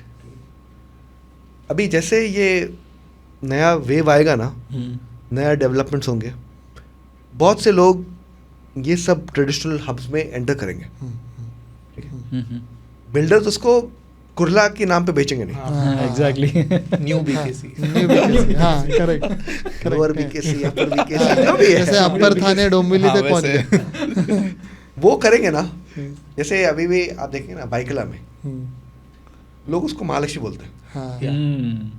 वो नेगेटिव टिंज है. नहीं, ये बाइकला नहीं है. लोग समझ जाते हैं जो लोग इनसाइड. एग्जैक्टली. ठीक है, पर बोलने में थोड़े लोग को वो ऑकवर्डनेस लगता है. तो मुझे लगता है जो लोकेशन लाइक जोगेश्वरी, कुर्ला ना, they will redevelop in a different way. Okay. ठीक है. We have to just ensure कि there are no inter-religious fights that happen because of which people run away. जैसे हम लोग वो वीडियोस देखते हैं ना किसी का goat getting a goat inside, correct. वो सब टॉपिक्स वो they are the biggest deal breakers in Mumbai. I have seen कि मुंबई बिल्डर्स बहुत कॉम्पिटेंट है कुछ भी चीज बेचने में except this part, they can sell anything, this part they always fail. क्योंकि वो जो एंट्रेंस माइंडसेट है ना, मैं आज तक एक बिल्डर को देखा नहीं हूँ who succeeded in penetrating with this clause in mind. बहुत से लोग बोलते हैं मैं संभाल लूंगा, नहीं होता। तो I think Jogeshwari because of metro connectivity, I think वो एक अंडर वैल्यूड लोकेशन है इन माय व्यू। और कोई ऐसे जो एकदम ही नॉर्थ एरियाज हैं, थाने के डोंबिवली के आगे या फिर मीरा रोड भाईंदर उस तरफ, कोई ऐसा एरिया है जहाँ पे लोग रेसिडेंशियल पर्पसेस के लिए घर ट्राई कर सकते हैं? इवन डेवलपर्स भी सोच सकते हैं वहाँ ज़मीन ले लें। सर का भी संडे को आई थिंक लास्ट संडे का टेनेंट का एपिसोड जो था in Hiranandani Fortune City Panvel वाला, वहाँ पे the couple that was there वो ये कह रहे थे कि मेनी पीपल जो वहाँ पे रह रहे थे दे वर्कड एट रसायनी, ठीक है। जैसे आप बोल रहे हैं ना लोग आगे जाएंगे क्या ये वो, मेरे हिसाब से धीरे धीरे ना मुंबई थोड़ा लोकेशन एग्नोस्टिक हो जाएगा। And it is a case in Hyderabad, वहाँ पे क्योंकि इंफ्रा अभी भी डिसेंट है ना, आदमी नहीं सोचता है कि मेरे को ऑफिस के बहुत पास लेना है क्योंकि वो कनेक्टिविटी उतनी स्मूथ है। If you your question was कि नॉर्थ में या वेस्ट में अगर हम जा रहे हैं, करेक्ट, तो वहाँ पे sorry can you like repeat that part? Yes, see जो नॉर्दर्न पार्ट्स है, जैसे मीरा भाईंदर के साइड में बहुत लोग ना दूर दूर मुंबई से रहना चाह नहीं रहे, पर अगर रहना चाहें तो क्या जगहें हैं जहाँ जा सकते हैं, जहाँ अफोर्डेबिलिटी भी है, अफोर्डेबिलिटी भी हो और ट्रैवलिंग भी मतलब आज के डेट में डिसेंट हो? मैं as I am not a real estate expert, लेकिन मैं एक चीज़ में बिलीव करता हूँ, by what you see, not based on promise, ठीक है। ऑन द मोबाइल फोन में कभी कभी आजकल आते हैं flagship phones on the promise that this update will come which never comes, correct, ठीक है। इवन सेम, अरे यहाँ पे बुलेट ट्रेन का स्टेशन आने वाला है, उस चक्कर में मत खरीदो, आई वुड से। अगर जाना है एयरपोर्ट के नाम पे तो बिल्कुल मत खरीदिए। एयरपोर्ट आप कितना ही जाओगे, वो भी आप पायलट हो तो अलग बात है, मे बी आपको चाहिए होगा वो घर, लेकिन या फिर एकदम फ्रीक्वेंट आपका अप एंड डाउन है दूसरे कंट्रीज में, इंटरनेशनल एयरपोर्ट क्यों चाहिए? क्या करोगे मतलब बहुत से शहरों में दैट्स अ नेगेटिव, ये एयरपोर्ट के पास में ना तो लोग खरीदना नहीं चाहते, साउंड आता है, sound ट्रैफिक है, होता है वगैरह वगैरह। हाँ, बट एज यू सेइंग कि अगर बाहर जाना है, आई वुड से कि you have to have fast, reliable and high frequency connectivity. Unfortunately in northern and western parts of Mumbai it is still the train. देखो टिटवाला, शहाड़, आसनगांव, ये जो दूर दराज के सबर्ब्स है एमएमआर के, यहाँ पे लोग घर इसी कारण से खरीद रहे हैं कि मेरी फैमिली को अफोर्ड होने लायक मैं घर वही खरीद सकता हूँ, बट मेरे पास एक डिसेंट ऑप्शन है ट्रेन का, because we are sitting in the core Mumbai right now. हमें 20-25 मिनट की फ्रीक्वेंसी बहुत कम लगती है ट्रेन की, but for them it is still a decent frequency that a guy can manage, ठीक है। मेट्रो की वजह से ना ये ऑप्शंस ओपन अप होंगे, एज आई एम टेलिंग कि जैसे आप बोल रहे हो ना, और बाहर जहाँ कहाँ पे मैं रह सकता हूँ एफोर्डेबिलिटी वगैरह के मामले में। जैसे मैं इस रोड की बात कर रहा हूँ, अगर ये रोड अगले 1 साल में खुल जाती है, ठीक है, and suppose bus services start और यू कैन कारपूल और something, staying at Badlapur, working in Navi Mumbai is very affordable then, क्योंकि लिटरली 20-22 मिनट का रास्ता है, एक्सेस कंट्रोल रोड है, बीच में कोई घुसने नहीं वाला, so probably there won't be much traffic at least in the initial few years. तो अचानक से वहाँ पे अफोर्डेबिलिटी और मेरी कनेक्टिविटी का एक मेरे को सॉल्यूशन मिल गया, तब आप उस लोकेशन को चूज कर सकते हो। बट अभी अनफॉर्चुनेटली मुंबई में, अभी तो मुंबई में लोग ने पूछना छोड़ दिया कि स्टेशन से कितना दूर है, बट आज भी मुंबई के जैसे जैसे आप आउटर सर्विस में जाते हो, this is a primary question which is advertised also कि स्टेशन से कितना दूर है। क्योंकि रेट डायनामिक्स बहुत ज़्यादा है ना, south Mumbai versus north Mumbai में पूरा जो है वो स्पेक्ट्रम दिखता है from by black to white. इतनी दूर की भी जरूरत नहीं है। दहीसर में हम जहाँ हैं और यहाँ से हार्डली 1 किलोमीटर मीरा रोड जाएं या जस्ट दहीसर टोल नाका क्रॉस करें तो वहाँ पे रेट डायनेमिक्स अलग है। यहाँ 25,000 है तो वहाँ 8,000 में मिल जाता है। तो मतलब हार्डली 1 किलोमीटर में पूरे रेट्स बदल जाते हैं। देखिए, एक तो आई थिंक देयर इज, एक तो ऑप्टिक्स है कि I am part of Mumbai, I am not part of Mumbai. दूसरी चीज ऑल्सो इज दैट कि यू नो कि मेनी लोकेशन, जैसे मैंने एग्जांपल दिया ना कुर्ला का, it's a good location but I M undervalued for other reasons. Every location जो अंडरवैल्यूड है ना, उसका कुछ ना कुछ रीजन है, आपको बस अनुमान लगाना है कि वो जो रीजन है कैन इट बी ओवरकम। जैसे इसने कहा डोंबिवली का, एक बहुत बड़ा ट्रेंड जो मैं देख रहा हूँ ना, ये है स्लम रिहैबिलिटेशन के ओनर्स ना, वो अभी मॉडल क्या है, स्लम है, उसको रीडेवलप होता है, रीडेवलपमेंट में वो स्लम डवेलर्स को एक फ्री फ्लैट मिलता है। करेक्ट। बहुत से लोग वहाँ पे रहते नहीं है, हाँ वो उसको रेंट आउट करते हैं या बेच देते हैं और जाते हैं डोंबिवली। ठीक है, मैं डोंबिवली को मैं ऐसे देखिए कल्याण बोल देते हैं। कोई कल्याण डोंबिवली लुधियाना में डोंबिवली में फ्लैट्स बने, अपर थाने बोल रहे हो। वही एग्जैक्टली। हमारा कोई भी अंबरनाथ, बदलापुर में nothing against any Okay, location, okay, but जी। उनका बस नजरिया ये है कि बॉस ये मैंने बेच दिया 50-60 लाख में, कहाँ पे मुझे मिलेगा खुद का घर, 30 लाख में exactly. 2 BHK with a bathroom, या ये वो, ठीक है। और अब मैं ये देख रहा हूँ कि ये ट्रेंड बहुत एक्सेलरेट होगा, ठीक है, क्योंकि रीडेवलपमेंट जो हो रहा है ना, ये 2 टाइप्स ऑफ रीडेवलपमेंट बहुत बड़े हैं। एक है स्लम रीडेवलपमेंट, दूसरा है चॉल रीडेवलपमेंट। दोनों एक साथ हो रहे हैं। मैं देख रहा हूँ कि यहाँ पे ना, ये लोकेशंस पे बहुत से घर जब बनेंगे वो रेंट पे जाएंगे या बिक जाएंगे। जो लोग उसको बेचेंगे ना, वो जाएंगे ये आउटर, आउटस्कर्ट्स। ये जो यहाँ पे आएंगे ये एक बहुत बड़ा गैप फिल करेंगे जो है अफोर्डेबल हाउसिंग इन मुंबई। अभी मुंबई में अफोर्डेबल हाउसिंग नहीं है, ठीक है। कुछ भी बात करना है 1.5 करोड़ से शुरू होता है in the good locations, correct. लोग बोलेंगे 1 करोड़ में मिलता है, पर you get then these slum rehabilitation units 60 lakh 70 lakh. तो आई थिंक ये SRA slum rehabilitation units and chawl redevelopment units, they will be the affordable housing units of this decade. अभी हम स्लम्स की बात कर ही रहे हैं, तो इसमें I just wanted to understand कि मुंबई में धारावी के बारे में तो पूरी दुनिया को मालूम है कि धारावी सबसे बड़ा स्लम है। इसको छोड़ के और स्लम्स कहाँ कहाँ है मुंबई में, और मतलब थोड़ा सा आप अगर छोटे नहीं, बहुत बड़े बड़े इनफैक्ट। हाँ हाँ, और उनका क्या स्क्वायर फीट एरिया है, और धारावी का कैसे अभी होने वाला है डेवलपमेंट। मुझे तो लगता है जो स्लम का जो एक एरिया वाला डेटा है वो खुद गवर्नमेंट के पास भी नहीं होगा। ये तो मतलब ऐसा डेटा है जो एवर चेंजिंग है। लेकिन ये कैसे बनता है, मतलब कहीं जमीन होती है, आदमी आके घर बना एक जन ने बनाया, फिर दूसरे जन ने बनाया, तीसरे I'll try to explain in a very simple way कि स्लम माफिया कैसे काम करता है। ठीक है, अभी हमारे यहाँ पे एक तो रूल्स ऐसे अजीब अजीब होते जा रहे हैं ना कि द टाइम यू स्टे, फिर वो धीरे आपके नाम पे हो जाएगा, फिर वो टाइम स्केल कम कम कम कम होते होते होते तो मतलब जोक बन गया है, उतने कम में आप क्लेम कर सकते हो। जनरली दिस इज सरकारी लैंड दैट इज टारगेटेड, और इन इफ प्राइवेट, जैसे अपने सर ने बोला पारसीज का लैंड, कुछ कुछ लैंड इतना बड़ा है ना कि आप ध्यान नहीं दे सकते उस पर, कितना भी आप ध्यान देने की कोशिश करो। ठीक है, for example this very very poor migrants come from different parts of the country. ठीक है, अगर आप अभी सेनापति बाबत रोड पे जाए, you will be able to see कि धीरे धीरे शैंटीज बनना शुरू हो गए वहाँ पे। पहले पहले बस it will be like a tent, फिर थोड़ा रूफिंग आ जाएगा, फिर धीरे धीरे वो मल्टी स्टोरी भी बन जाता है। ठीक है, ये obviously with the watch and blessings होता है, but once you are able to establish that, and obviously doing this requires power, money and connections, उसके बिना आप obviously आपको भगा देंगे, आप खुद से ये सब कोशिश करने जाओगे तो, क्योंकि पानी और टॉयलेट तो लगेगा। और देखो आप एक बात समझो ना, हम बोलते हैं 15-20 हज़ार 30 हज़ार रुपए रेंट जो है, it's an insane amount of money for a big class of people, right. हम थोड़ा अलग बैकग्राउंड से आते हैं तो for it's a reality Mumbai में है।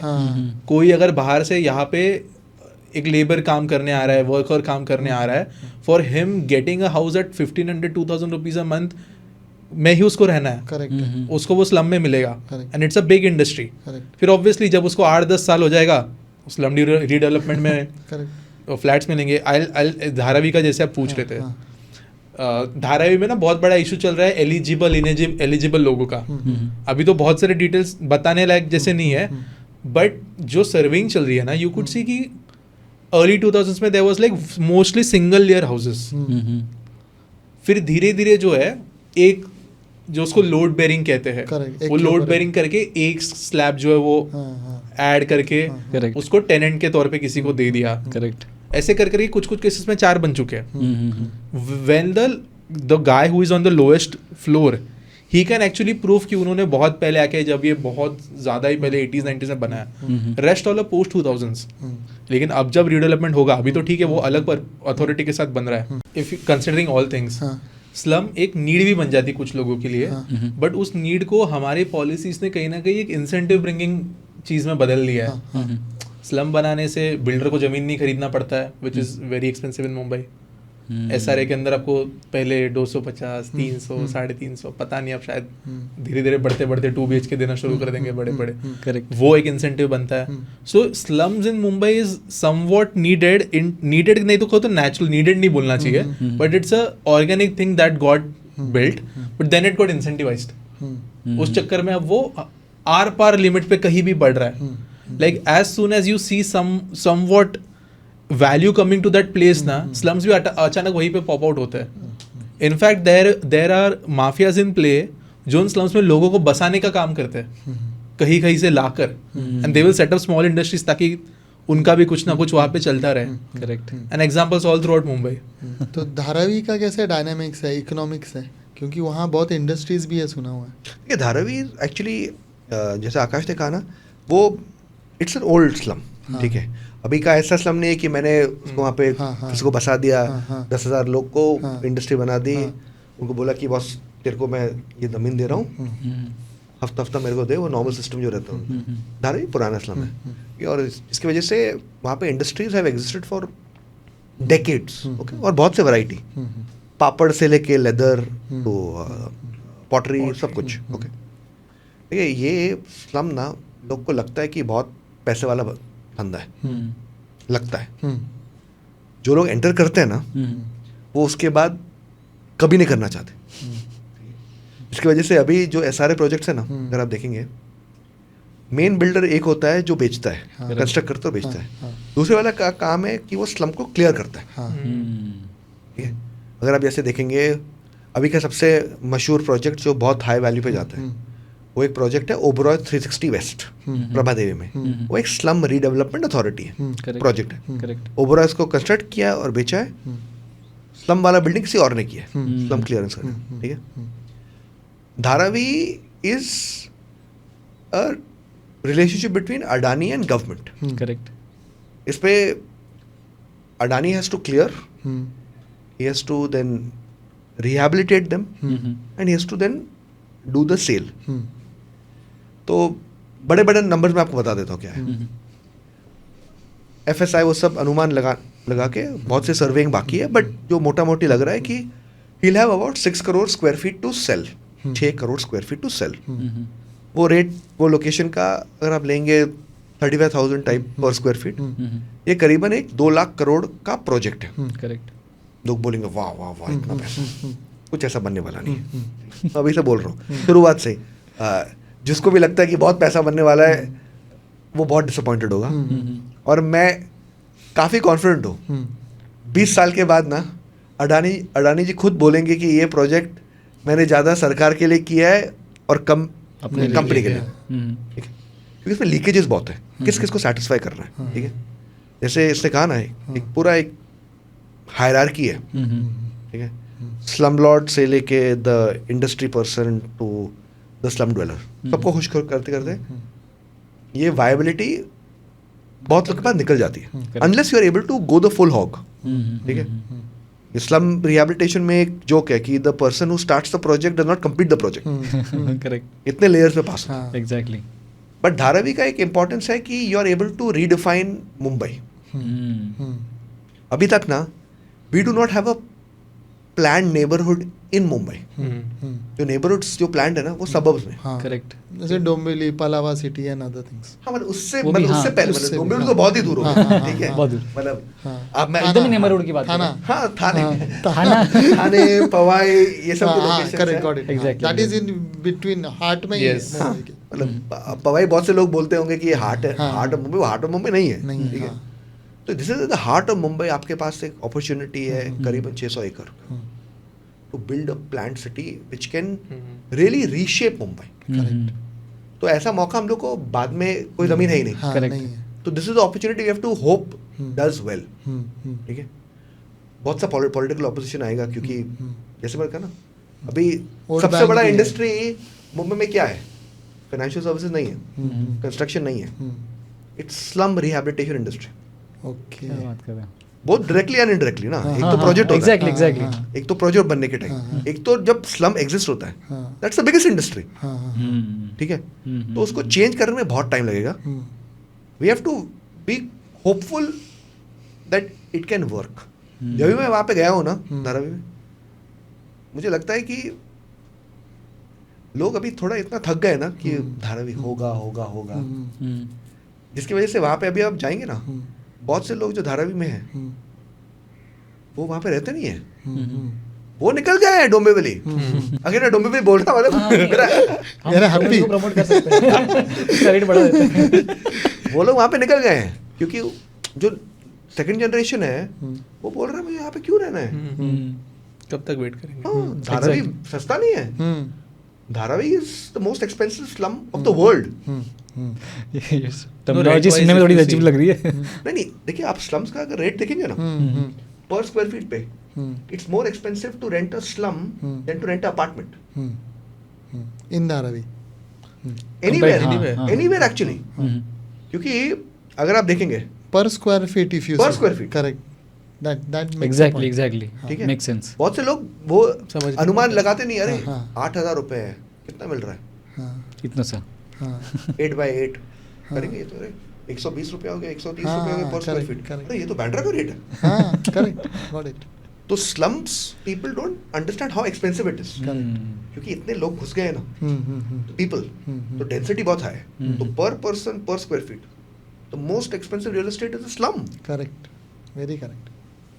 सर ने एक बार बीच में बात करी थी कि व्हेनेवर मतलब बोले घर हम अफोर्डेबल बना के दे रहे हैं, अफोर्डेबिलिटी नहीं आ रही है, घर छोटे होते जा रहे हैं. This is like reverse phenomenon. अब बंदा जो है वो अमाउंट अफोर्ड नहीं कर सकता, लाइक पूरा फिगर वाइज अफोर्ड नहीं कर सकता, तो जिस चीज को वो अफोर्ड कर सकता है वो लेने जा रहा है. Like it's like the shampoo thing. आप सैशे में खरीद रहे हो, वो लगता तो 1 रुपया का है, बॉटल खरीदना is volume wise more efficient in most cases. ये वही वाला ऐसा हो गया फॉर रेंटिंग. तो चिप्स का पैकेट ही वैसा ही है ना, 10 रुपए कांस्टेंट है, पर बस हवा बढ़ गई उसके अंदर, बस वही कम है. होती जा रही है. अब थोड़ा सा ना इन्वेस्टमेंट का पोर्शन थोड़ा सा टच करते हैं.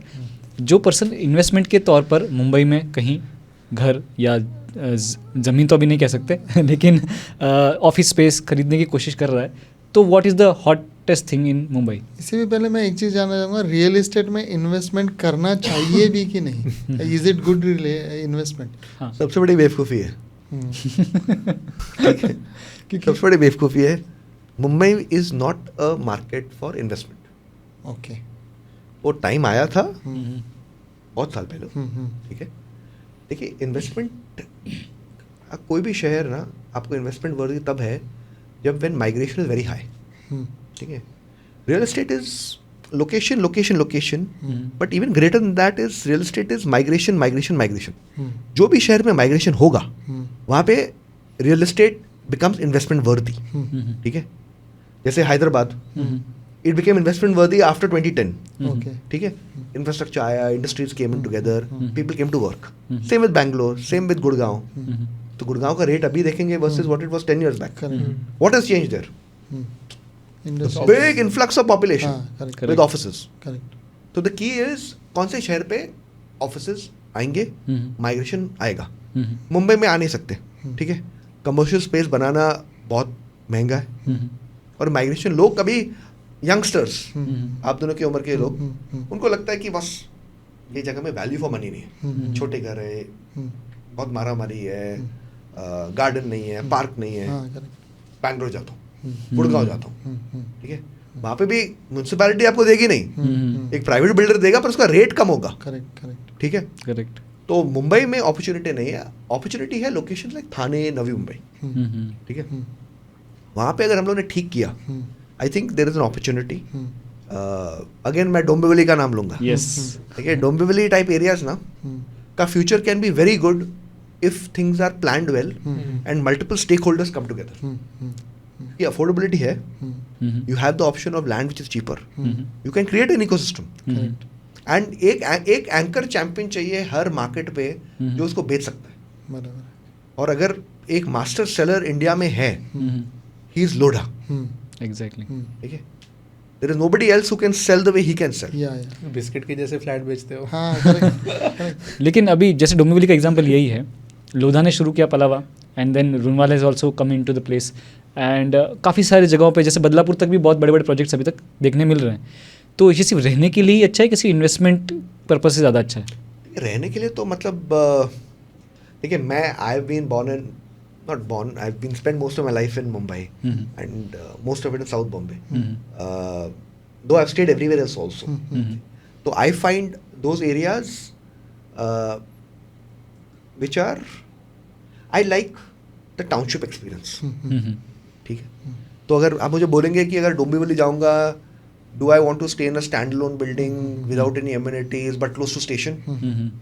I will say no. ठीक है. मैं जानता हूँ बहुत से वहाँ का रेंट, इनफैक्ट डोंबिवली में मैं थोड़े टाइम पहले वहाँ पे एक एपिसोड में कर रहा था, उसका rent is almost double of Palava and all, क्योंकि is close to the station. Exactly ठीक है. तो बट फॉर मी, अगर आप मुझे बोलेंगे क्वालिटी ऑफ लाइफ के लिए do I want to compromise just by being at the station, नहीं. I will rather take the town, enjoy the garden, enjoy the park, family, and then do the commute. तो वो रहने लायक है, but रहने लायक is the private town. Stand alone building में रहने का मुझे कुछ वैल्यू दिखता नहीं है. Unless and until you are from there only and you want to just upgrade to a bigger apartment में भी, क्योंकि टाउनशिप्स में क्या है, फ्लैट जैसे छोटे छोटे होते जा रहे हैं, बिस्किट जैसे, तो फिर वो वैल्यू कहीं नजर नहीं आता लोगों को. अच्छे फ्लैट्स तो नहीं बन रहे. लेकिन एक जो चीज़ मैं देख रहा हूँ ना प्ले आउट होते हुए, I think sir you had also spoken about this, कि बहुत बार ना अभी ऐसे हो जा रहा है, एक लोकेशन में ही बहुत वैरायटी है रेट्स का, डिपेंडिंग ऑन द प्रोजेक्ट. अब इवन डेवलपर लाइक जैसे आप लोग डोंबिवली वगैरह बात कर रहे थे ना, there are few projects in Kalyan, in Ambernath, in Dombivli, जिसके रेट्स मुंबई कंपीटिंग है. Obviously the houses are also that level of quality. उतना बड़ा भी है घर, ड्यूप्लेक्स, ट्रिप्लेक्स, पेंटहाउस टाइप घर है. Like I think this Mohan builder का एक है 7 CR plus, no not that one, not Alteza, sky views और sky villa something the name of the project is. 7 CR plus के कल्याण में फ्लैट्स है. कल्याण, हाँ, exclusive and all that. There is this project called Skywards in Ambernath, where like 2 BHK are approximately a CR, जबकि वो उस market में 40-45 लाख में मिलता है. बट फिर वो मार्केट ही अलग डेवलप हो रहा है. क्योंकि मैं ये इसलिए जवाब दे रहा हूँ क्योंकि आपने बोला रहने के हिसाब से, there is this crowd that is developing in different pockets of MMR who don't want to leave that place, क्योंकि उनका पूरा कर्म भूमि वहाँ पे है. लाइक उल्लासनगर में there are a lot of this MSME factory owners जिनका फर्नीचर में बहुत इम्पोर्ट एक्सपोर्ट का बिजनेस है, अपना फैक्ट्रीज है. In MIDC there are a lot of this suppliers who do contract manufacturing, who are in pharma, who are in defence. उनके पास में करोड़ों पड़ा है. वो मुंबई में आके अंबरनाथ रोज ट्रैवल करेगा, कुछ मतलब नहीं है. एग्जैक्टली. एंड ऑब्वियसली एवरीबडी, जैसे जैसे फैमिली बढ़ती है, even they want better places to like buy and stay, right. अब वो उनके पास 2-3 ऑप्शन बचते हैं, या तो किसी फालतू बिल्डिंग में 3-4 घर लेके वहां पे अपने हिसाब से बनाओ, जहाँ पे वही सीन है कि आप जैसे नीचे उतरते हो you are losing all that luxury and all that things. Otherwise there are this exclusive projects that they go to. तो अगर आपका काम वहां पे है and you are a person who can afford Mumbai, then you have this limited option जहाँ पे आपको पूरा मजा भी आएगा रहने का. सिमिलर जो आप जैसे प्रोजेक्ट कह रहे हो, वैसे वो अपर थाने जो कि डोंबिवली है, विलास बनना रहा है, 5 CR 4 CR विलास है, and there buy only invitation. But the point is अमीर लोग हर जगह हैं, सिर्फ साउथ मुंबई में नहीं. तो उनके लिए तो घर बनाएंगे. करेक्ट. जैसे ये लोकेशन हम लोग बोरिवली में है, राइट. यहाँ पे एक बिल्डिंग है जिसका रेट साउथ बॉम्बे के हायर है, क्योंकि जैसे आकाश ने कहा ना, मैं यहाँ पे हूँ, यहाँ पे रहना है, मुझे सबसे अच्छा बिल्डिंग में दिखा. Aquaria Grande. Aquaria Grande. और सेम चीज अगर आप दूसरे लोकेशन पे देखेंगे, चेंबूर में एक बिल्डिंग है जिसका rate is more then lower Parel. सबसे अमीर वो लोकेशन के वहां पे रहना चाहते हैं, वही बिल्डिंग, एक ही बिल्डिंग है. करेक्ट. तो हर लोकेशन का वैसा वो है, घाटकोपर एग्जैक्टली मुलुंड भी है, थाने में भी बहुत बहुत पॉश ये भी है फ्लैट्स साउथ है। बॉम्बे के लोग ऐसा बिलीव नहीं कर पाते कि ऐसा रेट होता है। अरे इतना रेट पे वहाँ पे क्यों रह रहे हो? मुझे वहाँ पे रहना है यार। हाँ, और साउथ एक मुंबई में भी building है। सस्ते घर हैं, मतलब इट्स नॉट कि सब घर के रेट्स 50,000 के ऊपर है। और सबसे बड़ा डिसबिलीव मतलब ये है कि जैसे सब साउथ में जाते हो वैसे वैसे रेट बढ़ते ही जाते हैं, वो लोगों को ये नहीं पता कि घटते भी जाते हैं जैसे और साउथ में जाओगे। मतलब एग्जैक्टली साउथ में हर जगह रेट 50,000 नहीं है। लोगों को लगता है दादर का जो रेट है वो पूरा नरीमन कोलाबा पॉइंट तक, तक, हाँ। हाँ, कोलाबा तक है। बहुत से साउथ बॉम्बे के लोग बोलेंगे दादर साउथ बॉम्बे नहीं है। हाँ, exactly। वो तो हर एक जगह ऐसे थ्योरी ऑफ रिलेटिविटी है। नहीं पर देखिए साउथ बॉम्बे के रेट्स ना, upper south Bombay it's the worst performing market in India south Bombay हाँ लास्ट 10 years में। हाँ रेट्स वहाँ पे हिले ही नहीं है या गिरे हैं। Correct। बिकॉज वहाँ पे मैक्सिमम बिल्डिंग्स भी वो हेरिटेज बिल्डिंग्स आ जाते हैं, बाकी भी बहुत रिस्ट्रिक्शंस है डेवलपमेंट के लिए, तो और डिफेंस के भी पास है। और कमर्शियल एक्टिविटी हाँ, नरीमन पॉइंट end से है ना। बाहर गया ना। एकदम Exactly। करेक्ट। तो फोर्ट एरिया का भी वही प्रॉब्लम है, जो वहाँ पुराने के अमीर कंस्ट्रक्शन के लोग जो हैं साउथ बॉम्बे के वो गए लोअर परेल, मुझे एमिनिटीज चाहिए। हाँ correct. So they come towards north now. They come towards north. डोमिनिक एंड इन द एंड जो देखो जैसे सर बोल रहे थे ना कि जॉब्स माइग्रेशन वगैरह ये शिफ्ट होगा, लेकिन ये कराता कौन है? Big MNCs, big corporates. इनका डिसीजन बहुत लॉजिकल होता है। ये लोग बस साउथ बॉम्बे में एक वाइब है भाई बोल के वो लोग नहीं करते। वहाँ पे ऑफिस लगाने वाले, right? There was a Proper reason why research BKC and was everything. Chosen Correct. By this big companies. There was a reason why कि पवई के Palmolive and Colgate all went over there. Thane के अंदर sorry आइरोली के अंदर जो BPO industry develop हुआ, कुछ सोच समझ के वहाँ पे कंपनीज ने इन्वेस्ट किया and then obviously everything else followed. Correct. तो ये आगे भी जो मेरे को लगता है रिपीट होगा in other pockets of MMR, specially I see this big projects coming ना। जैसे सर एयरपोर्ट हम बोलते हैं, आपका एयरपोर्ट से कोई लेना देना नहीं है तो एयरपोर्ट को देख के घर मत लो, बट एयरपोर्ट के वजह से I believe a lot of industry Correct, develop, correct. Logistics Hotel, develop correct. होगा, हॉस्पिटैलिटी डेवलप होगा। आप इन इंडस्ट्रीज में फिर आप काम करना शुरू करते हो, Correct, correct. That you get a job in SEZ जहाँ पर आप किसी होटल में मैनेजर हो, Correct. some you're working at, then obviously it makes sense to stay buy there. house near there, but you're not buying the house for the airport. You are buying because your job is there. Exactly. Right. Same will happen in northern side also. Vadhavan में है, वो port का बस एक tender अब तक बाहर है. If you see those villages that are coming, in fact multiple talukas that are coming, वहाँ पे अभी से this big warehouse players जो लॉजिस्टिक्स में ट्रांसपोर्ट में they are wanting people to sign कि जब ये बन जाएगा तो उसके बाद में इतना अमाउंट पे इतने साल का आप हमको दीजिए. And these are players who are going to employ easily 10,000 15,000 people in like multiple of ये their किधर आ units. रहा है वाधवन? क्यों, कौन सा एरिया ये? This is Palghar district. Okay.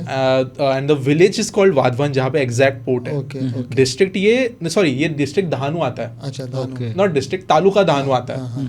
और वहाँ पे ये एकदम coastal village वाधवन है. port अभी बंद called रहा है Vadhavan, yes. Approved and all. अभी उसमें भी बहुत reclamation आजानी का है. उसमें कोई हाथ नहीं है. नहीं. वहाँ पे वाधवन में it's an offshore port. Okay. JNPT is an onshore है, No, exactly. JNPT जमीन पे है समुद्र के किनारे. ये पूरा पोर्ट ही समुद्र में है. अच्छा. लाइक आर्टिफिशियल आइलैंड बना के वहाँ पोर्ट बन रहा है. And there will be a bridge connecting the port and the mainland. तो मेनलैंड पे जो टर्मिनल्स वगैरह बनेंगे उसके लिए भी कुछ रिक्लेमेशन करना पड़ेगा, जैसे JNPT में हुआ है. That reclamation work is probably going to start next month क्योंकि उनका वर्क ऑर्डर दे दिया गया है. So this is being made by which agency you are saying?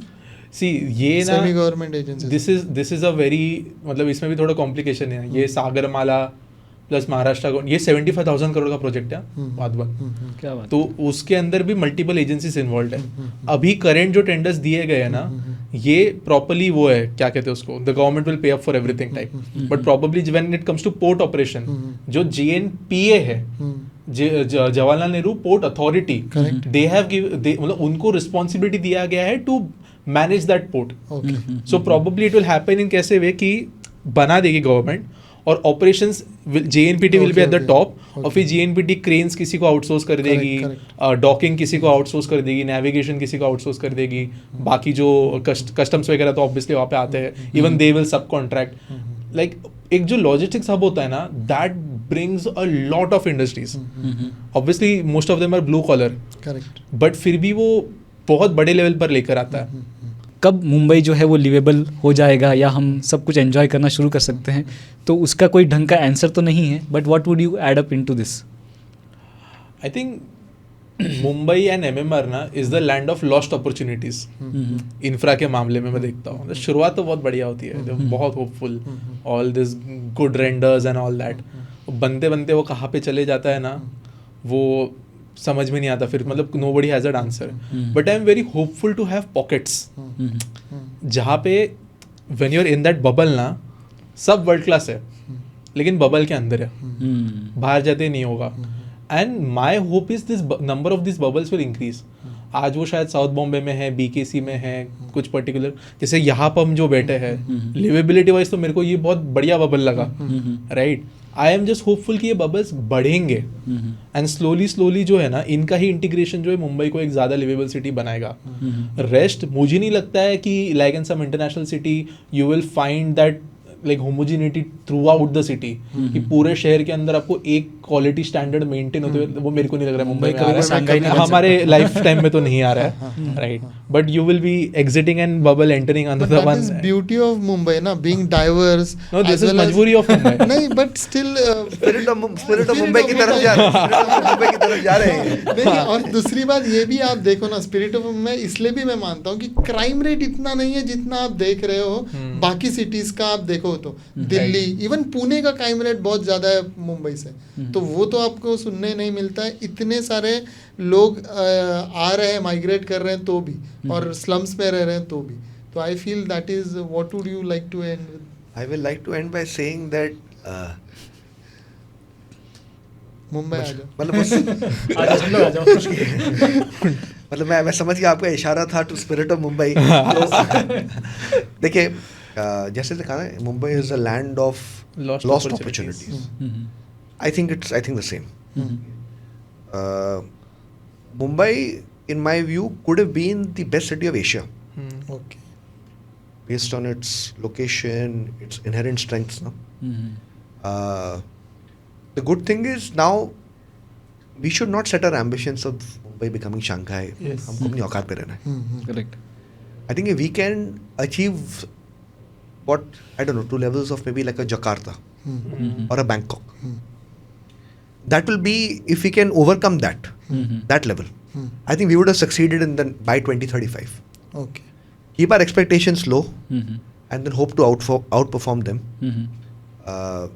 And hopefully, at that time, we will not have to talk about Spirit of Mumbai, because Spirit of Mumbai is the tragedy of Mumbai. Adjust कर लेते डोंबिवली से south. अच्छा, एक और चीज मेरे को यहाँ पे बोलनी है. Don't expect the best part of Mumbai to be in Mumbai in future. Okay. Gurgaon Delhi के बाहर है, लेकिन साइबर हब की फोटो ही सब जगह पे डेवलप्ड की पहचान है. Correct. Right. Even in future ना, मुंबई के बेस्ट लोकेशंस मेरे हिसाब से मुंबई का जो मेन आइलैंड सिटी जिसे कहते हैं, उसके बाहर ही आपको देखने मिलने वाले, which will be showcaseable in जैसे कि in world थर्ड मुंबई कुछ तो बन रहा है अभी. maybe the Mumbai SEZ will take that shape, much bigger than BKC, much higher FSIs. Correct. Not the exact one near the airport, correct. but the other places, the new Kharghar area, that's coming up. 60 stories के आराम से अभी buildings बन रही है और जमीन सब बड़े बड़े डेवलपर्स खरीद चुके हैं. If everything goes well, that skyline will be much better than the Worli skyline, जहाँ पे बहुत लिमिटेड प्लॉट्स थे, 300 का कैप था. राइट. तो मेरे हिसाब से ये जो कहते हैं ना, एक वर्ल्ड क्लास सिटी के पहचान वाले कुछ पोर्ट्रेट्स होते हैं, like Dubai has this portrait with Burj Khalifa, Shanghai has this portrait with that financial centre and that building and all. ये पोर्ट्रेट्स मेरे हिसाब से in the next coming 15-20 years Mumbai के बाहर ज्यादा बनेंगे. एंड दिस ये हो चुका है. As I said, the NCR example, Delhi के अंदर वो हिस्टोरिक हेरिटेज एरिया अगर आप छोड़ दो, तो उसके बाद में दिखाने वाला एक दिल्ली के बाहर है. Correct. This will happen in Mumbai. Basically, the best parts of Mumbai will be the parts of Mumbai where government has no role. Yes. So, thank you so much, Vishal sir and Akash, इस बहुत ही simple yet complicated topic में contribute करने के लिए, and to give our audience insight कि मुंबई में वो हैं और उसमें रहना चाहिए कि नहीं continuously. What ever decisions they could come up with from your insights, I think it was really helpful. So thank you so much for coming today. Thank you for inviting. Thank you.